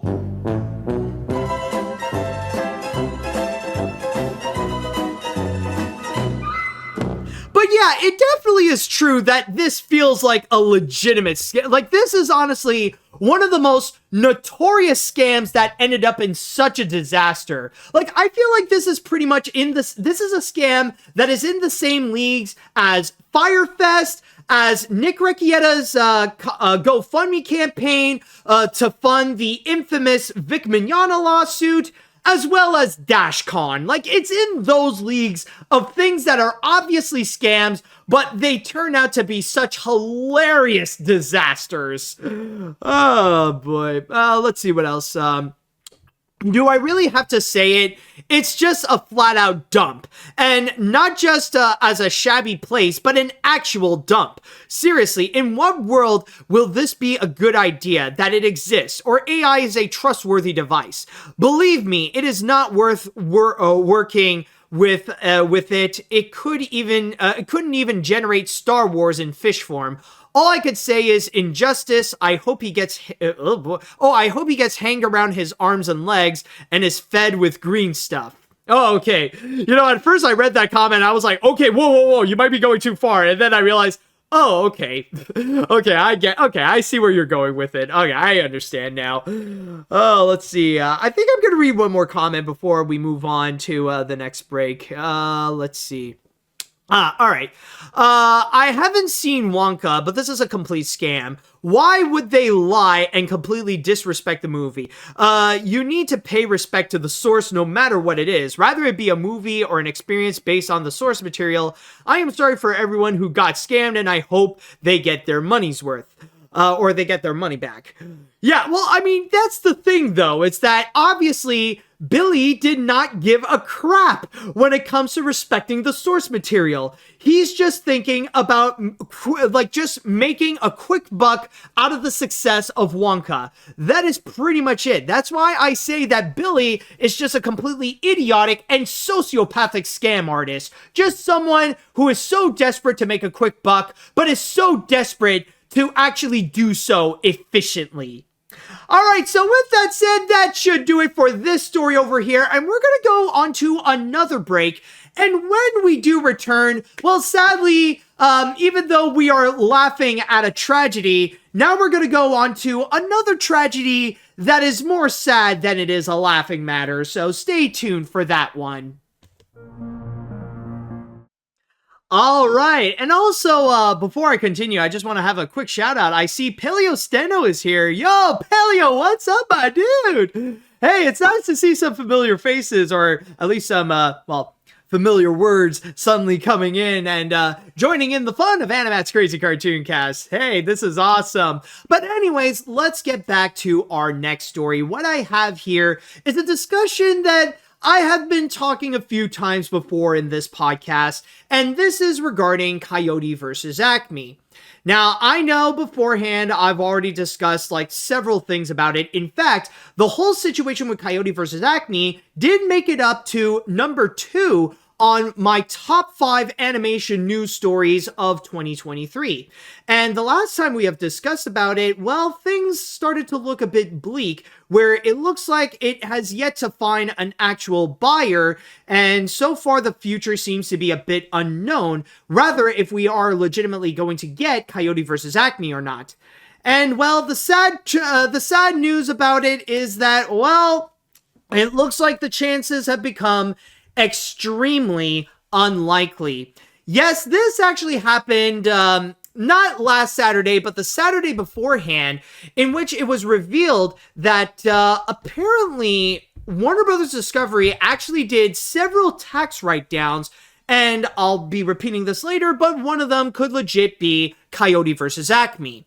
Now, I believe it was not too long ago, they actually had a bit of a press conference, or a bit of a summary of one of the quarterly earnings. So they would go and have their business discussions of how things are going at Warner Brothers Discovery and what they have done in order to go and try to make things better for themselves, or if things have been better or not down at Warner Brothers, which the answer, well, as we have seen recently, is just not really. But the main thing that they have discussed, and especially one of the major highlights here, is the fact that Coyote versus Acme may have been taken out due to a tax write-down, or at least they have done so a second time. So what I'm going to do here is actually read from my source on The Hollywood Reporter. That went up way too fast, so here, I'm going to go and highlight right over here. So, it has stated, Friday brought no definitive news on Coyote vs. Acme's future, but there are troubling signs for those rooting for its release. As part of an earning filing, Warner Brothers Discovery said it wrote off $115 million in content due to abandoning films in the third quarter of 2023 as part of a strategic realignment plan associated with Warner Brothers Pictures Animation Group. Notably, Warner's relaunched its theatrical animation division last year under the lead of Bill Damashki, and the plan is for the unit to have 2 features a year on its slate beginning in 2026. Warner Brothers Discovery CEO David Zaslav added on Friday in a call with analysts. Part of those $150 million in newly disclosed write-down costs could conceivably belong to Coyote vs. Acme, a $70 million feature whose fate has been hanging in the balance for several months. And this is one thing that I would like to go and say that is often looked past. Like, a lot of people have not talked about this enough because, like, the main focus is Coyote versus Acme. But keep in mind that all the $115 million tax write-downs, they have been animated features. The fact that this is supposed to be a strategic realignment plan for their animated features division means that Warner Brothers has axed off several animated features. Like, that there have been several of them that have been in production for a while, but now they decided that they're just going to go and get rid of them, just completely abandon them, and we have no word on what they are. And I can imagine that they do so for PR purposes. I mean, it's been a nightmare for them to go through the whole Coyote versus Acme controversy, along with many of the with some of the others that they have done in the past, like with Batgirl and Scoob Holiday Haunt. I can imagine that revealing what those canceled movies are just going to be like salt to an open wound. But still, though, it is very concerning of the fact that, yeah, they have indeed canceled a whole bunch of animated features just to get that $115 million tax write-down. And also, may I add that it is additionally infuriating of the fact that you think back about the past comment that David Zaslav made, asking about whatever happened to all those animated content. What happened to, like, the kids content? We seem to be very lacking in Warner Brothers. What happened to those? Well, I mean, you're kind of getting rid of them one by one and just not releasing it because you're still turning them into tax write-downs, that you're still doing it. And so far, you seem to be so afraid about telling us what they are, in fear that maybe those movies are also completed as well. I don't know, but I mean, it is awfully suspicious that you don't want to disclose with us what specifically those movies are. And on top of that, I just want to go and add that technically, though, there is no true confirmation that it really is Coyote versus Acme that legitimately got canceled here. Like, technically, it is only speculations. At best, it is just a rumor so far that maybe Coyote versus Acme did get canceled, and that maybe they are still willing to go and put it out, to really put it out on the market and see if there could be a legitimate buyer. But again, this has been over a week since this news right over here has been released, and we don't have a confirmation. Warner Brothers did not say anything in terms of how things are going with Coyote versus Acme, so the chances are becoming slimmer and slimmer and slimmer, sadly. And on top of that, a few days after this whole thing, we actually did a comment from one of the actors regarding this entire scenario, and that is Will Forte, in which he actually expressed his thoughts on the whole situation on his social media, where he wrote, and I'm going to read from my source here on The Hollywood Reporter. It stated, what Will Forte said: "To the cast and crew of Coyote vs. Acme, I know that a lot of you haven't gotten a chance to see our movie, and sadly, it's looking like you never will. When I first heard that our movie was getting deleted, I hadn't seen it yet, so I was thinking what everyone else must have been thinking. This thing must be a hunk of junk. But then I saw it, and it's incredible." He would continue on by saying, "Super funny throughout, visually stunning, sweet, sincere, and emotionally resonant in a very earned way. As the credits roll, I just sat there thinking how lucky I was to be a part of something so special that quickly turned into confusion and frustration.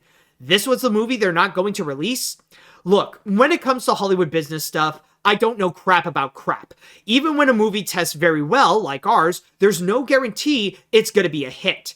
And at the end of the day, the people who pay for this movie can obviously do whatever they want with it. It doesn't mean I have to like it, I effing hate it, or agree with it. And it doesn't mean that this movie is anything less than magnificent. You would be so proud of it. A movie that should be seen but won't. Please know that all the years and years of hard work, dedication, and love that you put into this movie shows in every frame.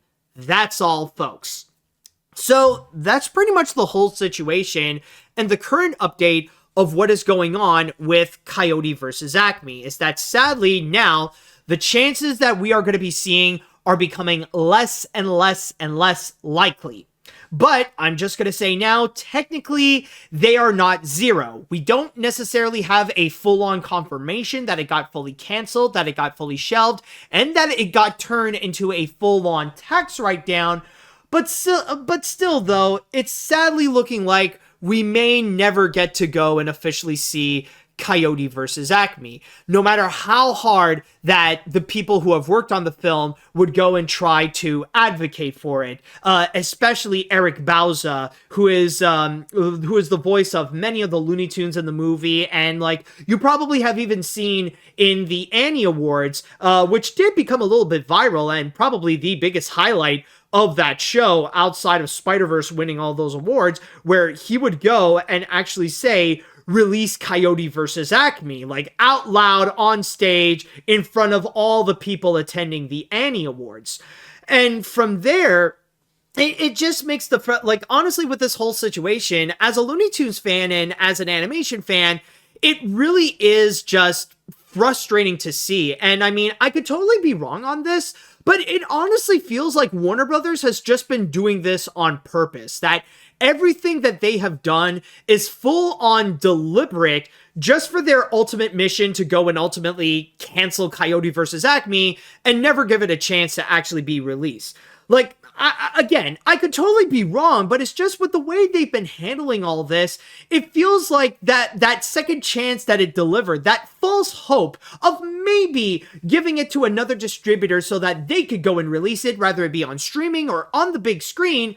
Like, it just felt like a PR stunt to make it look like they're willing to give it a second chance, but ultimately they never wanted to in the first place, and ultimately just put it back in the scraps where they always intended to go and put it there. Because you got to keep in mind, Coyote vs. Acme had a very complex history, and it was in production right in the middle of when it was, right in the middle of the whole merger between Warner Brothers and Discovery. And then suddenly, Warner Brothers became under new management with David Zaslav and his charlatans coming in, being in charge of all this, and they never wanted to go and put this out in the first place.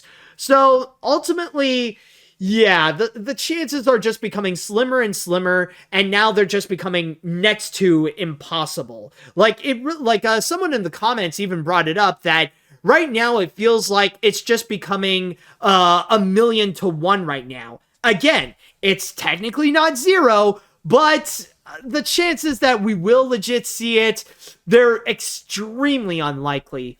And right now, the only opportunity that people can have, like the only way that people are hoping that maybe we will get to see Coyote versus Acme, is if someone would go and leak it. That somehow, some way, someone's going to find a way to go and get into the database of Warner Brothers, find where Coyote versus Acme is, and they would go and post that on the internet for free for everyone to see. Kind of like what we have just seen earlier this year with the Sandy Cheeks movie. Now, I don't know what the fridge happened. I don't know who did it. I don't know how they did it. I don't know why they did it. But there was that one moment where somehow they decided to go and release not Coyote versus Acme, but they released the Sandy Cheeks movie that was meant to be shown on Netflix and just put the entirety online, which from the looks of it is already complete. Like, all Netflix had to do is just release it and put it up on Netflix. So honestly, like, I don't know what the situation is going on at Netflix, and I'm sure like they're like in a serious reassessment of what they want to do with the Sandy Cheeks movie. But yeah, that was a thing that just suddenly happened. And from there, we also got information in regard, but sorry, I'm just tripping on my own words, but going back into Coyote versus Acme, that's going to be a tall order to ask. Like, now the question is there going to be someone who's going to go and leak Coyote versus Acme? And like, the Sandy Cheeks movie is not just the only example of it. There is also like a few others. I remember a few years back, someone did the same thing with Sony Animation's Popeye movie, in which technically it wasn't complete, but someone posted the complete storyboard of the Popeye movie and just put it out there online. But I feel like in the case of Coyote versus Acme, that's going to be really tough. Because I know technically, well, okay, I know like just, I'm trying, like I keep interrupting my own phrase and like suddenly thinking about other examples, but I know some people might bring up that technically this is not the first time that we have seen a movie from Warner Brothers ended up getting leaked. Like, I know that it has happened before with a direct-to-DVD Scooby-Doo movie called Scooby-Doo and Crypto 2. That ended up getting leaked long before it got officially released. But in the case here, like, especially when this is like a major project, this is supposed to be like a big screen, live-action animation hybrid that's meant to be released worldwide and stuff like that.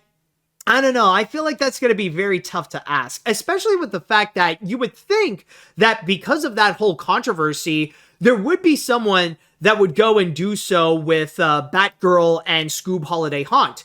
But unfortunately, that doesn't seem to be the case right now. And it does feel like maybe with Coyote versus Acme, even those chances of getting leaked, while that seems to be our best option of how that's going to be released, I don't know, it just, again, it feels unlikely. So overall, with this situation, I feel like with the whole thing with Coyote versus Acme, it's just becoming more and more sad of the fact that you see a lot of hype and you see a lot of promise with it, and you see a lot of the people who've worked on it, that they were loving it, and that test audiences were loving it, and yet suddenly, Warner Brothers decided to just ditch it entirely. That really, it's just so frustrating as well to see the way how Warner Brothers is treating the Looney Tunes and the way that they're kind of neglecting the legacy. That at best of what they would do is just create a few like little kid shows and release the cartoons periodically on physical media, and that would pretty much be it. So overall, this treatment is just, it just feels insulting overall. So I wish I can go and see Coyote versus Acme, but those chances, again, they're extremely low, but they are not zero. All right, so with that said, I would like to go into the chat wall, and now I'd like to ask you all, what do you all think about the current status of the Coyote versus Acme? How do you feel in terms of how things are going right now? And also, you know what? I'm going to go and do a poll on Twitch, and I'm going to ask you all, you know, this is just something I just thought of. Let's see now. Do you think we will ever get to see Coyote versus Acme? So I'm going to ask you all that question and see what your responses are at this point. So I know it is going to be a complex one, but I would love to know what you all think. So let's see now. It is disgraceful that Zaslav is a spiteful swine who would rather complete projects with wanted fugitives and bigots that want Uyghurs and trans people dead, but can't be bothered to allow a movie of his company's fundamental IP to see the light of day. This write-down hackery is going to be the Joker origin story of many. May Zaslav get what he deserves.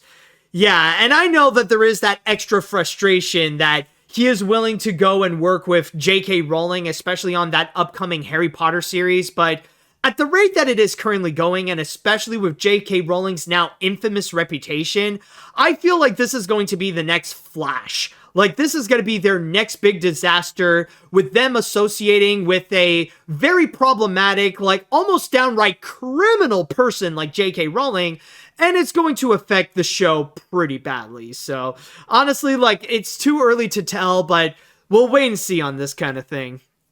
Let's see now. This is something that makes me furious. After everything that people did to save Coyote vs. Acme, what a complete waste. And the fact that they have destroyed several other animated films is just insulting.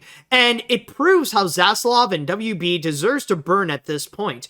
And even worse, it says a lot that they would want to get rid of Coyote vs. Acme, which cost $70 million, but they are willing to give Joker 2 a $200 million budget. Yeah, now I'm gonna go and talk about this a bit later, but some people have actually speculated that the $200 million budget on Joker 2 is actually deliberate to make itself a bit more appealing to go and sell. But again, let's talk about that later. For now, we're talking about Coyote vs. Acme. Let's see, what else do we have here? I am very heartbroken that Warner Brothers has treated Looney Tunes like crap these days. I'm really curious to see what Coyote vs. Acme has to offer with the positive reception it got from the test screenings. To David Zaslav, you're nothing but an incompetent and idiotic CEO next to Thaddeus Plotz. You don't deserve to run a company like Warner Brothers, and you would never treat the Looney Tunes like they're not diamonds. I really wish a leaker would get that movie out there, but only time will tell. Exactly, man. Someone even also on a side note, someone even asked, any word on the day the Earth blew up? Honestly, I don't know. And I mean, at the most, there was a poster that was released promising that it would be released in theaters, but even that, I don't know. Like, at this point, when it comes to Warner Brothers animated offerings, like, I don't even know. That's how I feel, like, especially with what's been reported with not just Coyote vs. Acme, but that $150 million tax write-down. I have no idea what the future holds for the animation of Warner Brothers, other than, like, maybe the stuff on Cartoon Network. Like, for the things released on the big screen, it's like, your guess is as good as mine, honestly. Let's see. And by the way, I just want to go and quickly mention that apparently, some people are, apparently, a lot of you seem to be pretty optimistic about this, because with Coyote vs. Acme, 69% of you say that we will one day get to see Coyote vs. Acme. Again, some of you are really holding on to the fact that the chances are not zero right there. All right, let's see what other comments do we have here. I've been keeping up with Coyote vs. Acme, and hearing this update is heartbreaking. I'm very sorry to everyone who worked on this film. This has a lot of potential, and all of that finished work might get deleted. I thought we would have another Nimona situation where it would get saved from being cancelled, but it looks unlikely. Also, I have a little tip for the trailers on YouTube. If you put courtesy of in the bottom right, you'll have less chance of getting a copyright strike. If you put courtesy of in the bottom right, honestly, I've never heard of that tip before. I don't know. Well, like, I'll see. I don't know. I'm not gonna put my bets on it. Like, I'll do the safe thing, like what I'm doing right now with uploading these on YouTube. But I don't know. Like, I'll think about it. But even that, like, I'm a bit iffy about. I don't know. I'm still iffy. Let's see now. This is such sad news. I think that tax for movies should be a crime. Part of me wishes that the government can get involved, although I highly doubt that it will ever happen. Well, I have phased out my Looney Tunes out of my Looney Tunes. It's very sad to see that this movie could never be released. Also, what are the chances that WBD could get bankrupt? Again, that's a discussion that we'll have after our next break. You'll see. We will have a talk about this. Be patient, folks. Let's see now. I think I'll read 2 more comments and then we'll be good to go.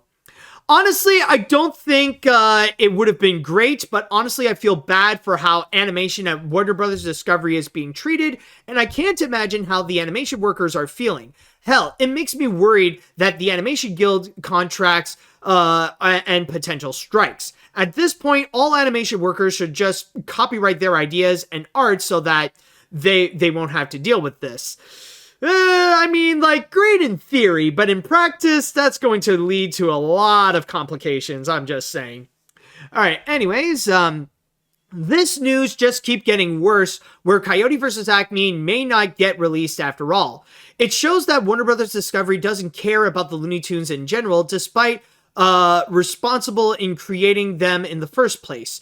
I would like someone to leak that movie to see it for myself, like how I saw the leak of the Sandy Cheeks movie when someone leaked it, which all I could say is that the movie sucks. It sucks overall about this whole situation right now. Yeah, I'm not gonna lie, like, I have yet to actually see it myself, but I have heard a lot of bad things about the Sandy Cheeks movie that, yeah, it turns out to not be a great movie overall. All right, so we're going to go on to one more break, and when we do return, we will be having the discussions about the current state of Warner Brothers Discovery and also Paramount, so stay tuned for that. And now, folks, it is now time we will go and cap this off with the grand finale. And for this grand finale, yes, we will be continuing to discuss about Warner Brothers Discovery. And I know there is a lot of frustrations, especially in regards to the treatment of Coyote versus Acme. And for a while, we have been hearing some frightening things in regards to what the future may hold with WBD. Especially when a few months ago, we have heard that they have been in talks with Paramount for a possible major merger.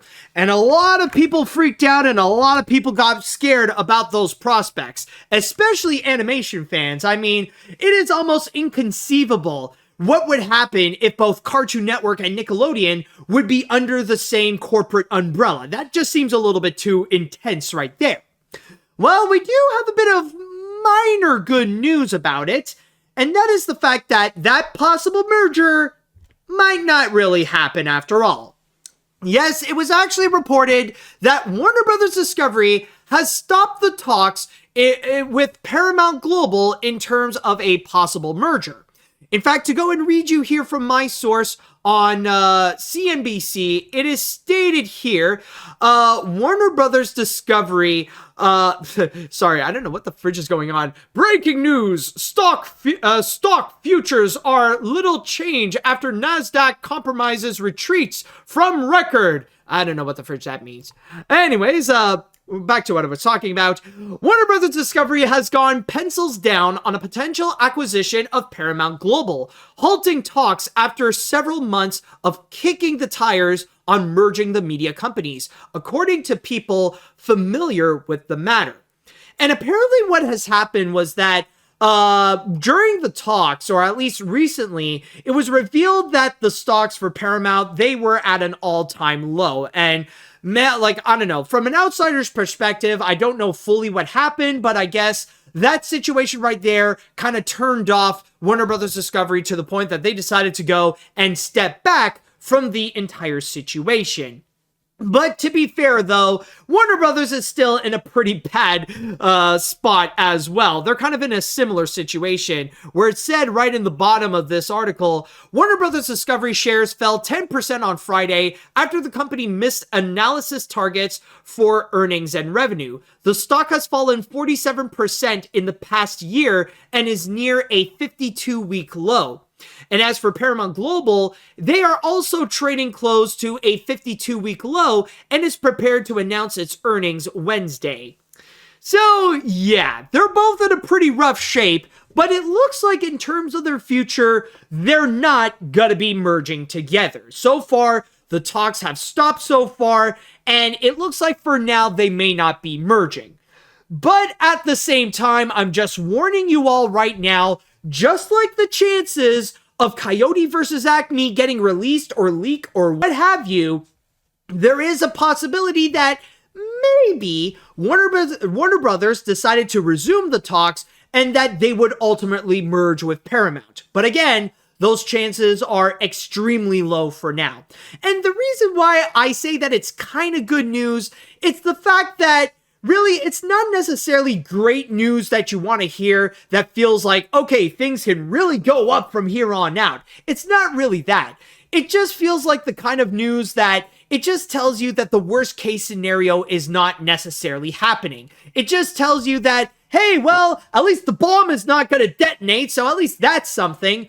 but that doesn't change of the fact that for both Warner Brothers and Paramount, they are not doing well in terms of their business. I know that many people have been focusing so much on Disney because that's kind of the trending thing to do, to go and mock Disney, to say that their business is doing so bad, but they're in a much healthier position. Like, say what you will about Disney, but they're in a way healthier position when compared to Warner Brothers Discovery and Paramount. And that is why I have a strong feeling that in the future, things are going to totally change. I would even dare say that I feel like by the end of this year, I could be wrong, but for both Paramount and Warner Brothers, they're going to become completely different companies than how they are right now. They're going to go through some seriously drastic changes where they're going to be making some significant updates within their own systems where they're going to be virtually unrecognizable.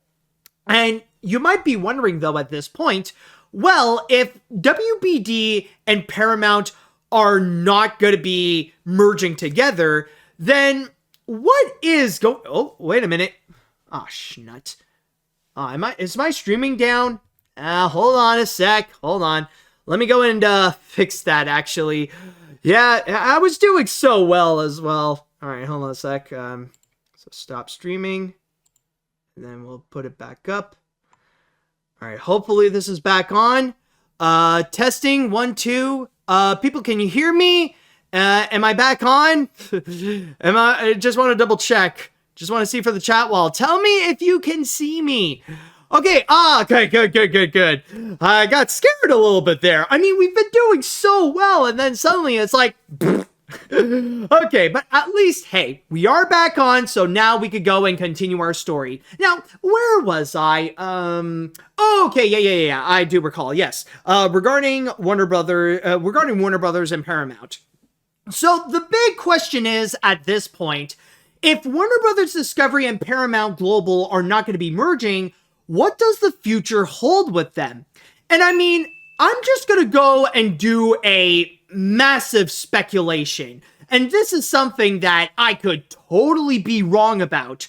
But honestly, if I would go and make a guess, we've already gotten some clues right over here.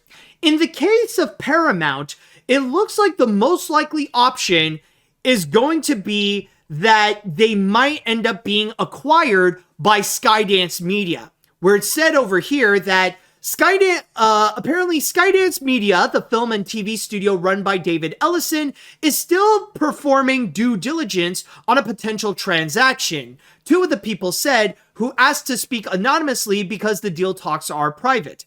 As well, Paramount Global has set up a special committee which has hired its own financial advisor to sift through potential bids for the whole company or certain assets. Media mogul Byron Allen offered $14 billion for the company last month, though he has a history of bidding on and not buying large media assets.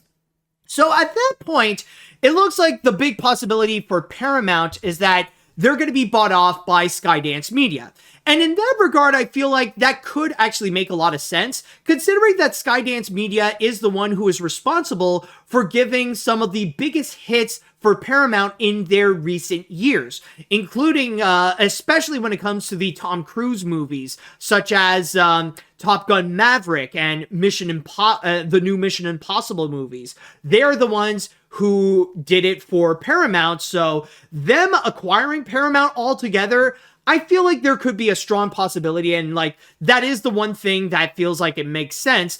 And although it is not ideal, I feel like that would be the best case scenario in this situation, where they're not acquired by a major studio, or that they would merge with a major studio. At least they would remain technically as their own thing, just under new management under Skydance Media. But then you would have Warner Brothers Discovery. Now we could go and talk about all that kind of stuff. Because the thing with Warner Brothers is that so far, there have been a lot of talks and a lot of speculation that right now, Warner Brothers is really setting themselves up to go and sell the entire company. That all the things that they have done, rather it be making deals with Margot Robbie and Tom Cruise, and also making like lavishly huge budgets for some of their upcoming movies, like with the second Joker movie and all that kind, and all the tax write-downs and stuff like that. That is all set up so that they can go and prepare to sell themselves, so that they can go and, that they can make that they could be acquired by a major corporation, that they could merge with someone, that they are ready to go and do that. And some say that they are ready to do so as soon as April. And, apparently JW Cartoonist actually did add in a comment. Apparently rumor has it that the Warner Brothers Paramount merger fell through due to David Zaslav basically being silently blacklisted from the industry. I mean, I don't know if that is true or not, but honestly, that does sound like something that would seem legitimate, especially with the fact that, like, with all the tax write-downs that he would do again and again, I can imagine that there are significantly less people that are willing to go and actually work with Warner Brothers in order to make a movie. I mean, I know there have been previous reports, like the first time around when Coyote versus Acme got shelved, that there are plenty of filmmakers who decided to cancel their meetings with Warner Brothers because they don't want to work at a company where they would spend years on working on a special project, only for that to not be released whatsoever and just be turned into a tax write-down. So honestly, I don't know if that's true, but I wouldn't be surprised if David Zaslav would legit be blacklisted. But going back with Warner Brothers Discovery, so rumors are they could be sold as soon as April. But what I personally feel like what could be a scenario that might likely happen, and it is something that is as scary as a possible merger with Paramount, I can imagine Warner Brothers Discovery will get acquired by Comcast. And the reason why is because, honestly, this whole situation makes me think back about 5 years ago when Disney acquired Fox. Because many people have forgotten back then they had some legitimate competition, especially from Comcast. Like, at first, Disney was ready to go and acquire Fox for around $52 billion. But then suddenly Comcast came in and said, hey, I want a piece of that. I want to actually buy it. Here, I'm going to give you a bigger offer with $65 billion. But then Disney, in response, they had to go and add around $20 billion more to make it $72 billion in order to go and fully acquire Fox, which Disney ultimately became the winner on this one, and ultimately leaving Comcast with nothing. Now, at that point, you would think that with Comcast, they would be like, oh, well, we tried. Guess we won't do an acquisition after all. No. With these companies, they're not going to give up. And that is a signal that Comcast has always had billions upon billions of dollars that they are ready to go and take, and that they can go and acquire one of their major competitors so that they can put it under their own umbrella. And honestly, it would not surprise me whatsoever if Comcast is just ready to go and bring Warner Brothers Discovery under their corporation and probably do something that is similar to what Disney has done with 20th Century right now. That they're just going to turn Warner Brothers into a subsidiary of NBC Universal. I feel like that could legit be a thing going on, especially with the fact that technically Warner Brothers has done wonders for NBC Universal in some of their own divisions. And a great example of that is with Harry Potter. Harry Potter has been one of the biggest blessings for the Universal theme parks. Like, ever since it first opened, like, the first part of it with Harry Potter and the Forbidden Journey, and then expanding to some of the other stuff like Diagon Alley, and then doing, like, other versions like in Hollywood and Florida and Japan and all that kind of stuff, and then opening a new section in Epic Universe. Like, Harry Potter has been, Harry Potter really helped Universal to give it that boost to become one of the biggest competitor, or the biggest competitor in theme parks against Disney. Like, the thing, like, say what you will about the Harry Potter franchise and the delusionally violent author that created that whole world, but Harry Potter has, like, this massively devoted fan base, and the quality that they put in on the theme parks, like, it's a blessing for Universal. And I wouldn't be surprised if that would be a major motivator for Comcast to step in, and that they would acquire Warner Brothers, so that a big part of the things that they own would be Harry Potter, so that they could do whatever they want with the franchise. So, and again, this is all just speculation. This is just from someone outside of the industry. This is just my opinion on it. And again, I could totally be wrong, but I feel like that could be the direction that they may go in all this. So overall, even though, yeah, there's one crisis that is averted, that doesn't necessarily mean that there isn't another that could be looming. That it doesn't mean that now Warner Brothers and Comcast are doing well. I mean, yeah, sure, it seems like things could be better for Warner Brothers, especially when Dune 2 is the first big hit of the year. But still, though, it doesn't mean that their businesses are being healthy. And I got a feeling, and again, I could be wrong, but we could be seeing sometime this year a drastic change and a drastic move that's going to occur that will forever change the history of both Paramount and Warner Brothers. So I just want to go in and put in my opinion on this. All right, so with that said, now I want to go into the chat wall, and I'd like to ask you all, what do you all think about this entire situation? What is your opinion about the fact that Warner Brothers and Paramount are not going to be merging, and the prospects of what could be to come? Let me know what you think on all this. Let's see now. Glad to hear the talks with Warner Brothers and Paramount have dropped for now, but I wouldn't say Warner Brothers is out of the woods on the acquisitions yet. I remember there was one Hollywood Reporter article from over a year ago that said that the industry observers believe that Comcast would buy WB in the future. I don't know if that's still on the cards, but let's hope it doesn't go through. And the person did put in a link. Let me show you here. Thank you for sharing me with that, Crash. Apparently it's the article, Warner Brothers Discovery has bigger problems than its DC search. And yeah, I believe this is actually the one that initiated the rumors of Comcast possibly acquiring Warner Brothers.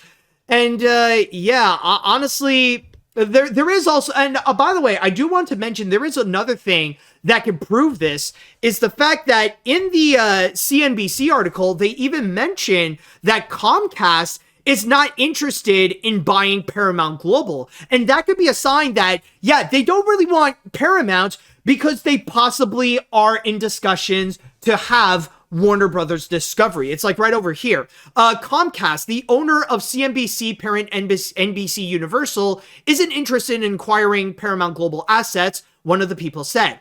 Comcast has been working with house bankers to explore a potential commercial partnership with Paramount Global, according to people familiar with the matter. And not to mention that technically Universal and Warner Brothers do have a joint venture in terms of physical media sales as well. So they already have some form of a partnership before. So yeah, this is just like other examples to go and prove that possibility that maybe Comcast could be interested in getting Warner Brothers. All right, so let's see now. While I am glad that the merger between WBD and Paramount won't happen, the possibility of buying out those two companies is still likely to happen. For Paramount, I think Skydance buying out the company would be a better choice to help Paramount in a healthier position. For Warner Brothers, I think Comcast will buy them out, given how troubling the company has become. This buyout of those studios show how Disney, Universal, and even Sony is in a better position than Warner Brothers and Paramount in how business stands out. Exactly. Let's see. Good to hear. Cartoon Network and Nickelodeon being owned by the same company would feel like mass hysteria. I do agree it feels like Comcast and or another company could buy Warner Brothers in the future. It definitely feels like Zaslav is ready to take the money and run. Exactly. With the reputation that he has right now, being like the most hated CEO, even more so than Bob Iger. Yeah, I think it's gonna, like, honestly, what I feel like is most likely gonna happen, regardless if it's going to be a merger or an acquisition, he's going to take the money and just run with it. There is no way that whatever new form of Warner Brothers is going to come next, there's no way David Zaslav is going to stay there. He's going to grab the millions, if not billions of dollars it's going to get, and he's going to go and just run with it and retire for life. Let's see. And I'm not saying retiring from life. I'm saying, like, the rest of his life, he's just going to be in wealthy retirement. Let's see. What else do we have here? I think no matter what happens at this point, Warner Brothers is basically hanging by a thread. And with the way the company is basically in flames at this point, it's pretty scary. Seriously, at this point, it feels like Warner Brothers is basically throwing away money at this point, considering they gave Joker 2 a $200 million budget. Seriously, at this point, sweet merciful Neptune, how many times do you have to write down at this point? No, I'm just kidding. Don't worry, dude. Anyways, it feels like not even James Gunn is going to be enough to save it with his new DCU. Yeah, I mean, like, I'm just presenting the big picture. Like, I don't know what this means for like the other divisions of like what it means for the Harry Potter franchise, for the DC universe, for their animation division. Like, I don't know. It's like, honestly, it's too freaky to think about. All right, I think I'm going to read one more comment before we go and cap this off here.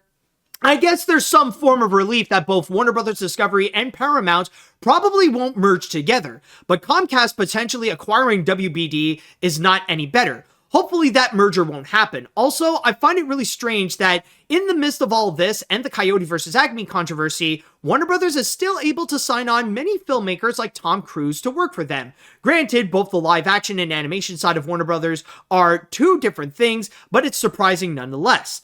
But again, a lot of people have speculated, and I do believe this, that the reason why they are doing all those deals is to be ready for Warner Brothers to sell, to go and make itself prettier. Like, though, you know, like those talks and bringing in people like Margot Robbie and Tom Cruise, this is like the equivalent of painting your house to make those nice little refurbishments in order to go and make it look prettier so that you could go and sell it and raise the price a little bit. That's kind of like the main goal of what they would want to do. All right, so with that said and done, though, I think that should do it for this episode of AniMat's Crazy Cartoon Cast. Man, what a big episode this was, but this turned out to be such an amazing time. I would even dare say that it turned out better than I expected. So with that said, also, I just want to go and state, oh, by the way, before anything, tune in next week for we are going to have a special Oscars episode of AniMat's Crazy Cartoon Cast. Considering that the Oscars are going to be next week, I will go and highlight all the big moments that have occurred, the big animation winners, the big winners in general, and also how the show is going to be. So stay tuned for that. But at the same time, don't forget to go and subscribe to the AniMat Live's Twitch channel or the AniMat Crazy Cartoon Cast YouTube channel, as well as following me on any podcast service you're listening to, whether it be on Spotify, Google, Spotify, Google, Amazon, and iTunes. Yes, there we go. So with that said and done, I would like to say thank you all so much for listening. Thank you all so much for watching. And until next time, see you later, dudes.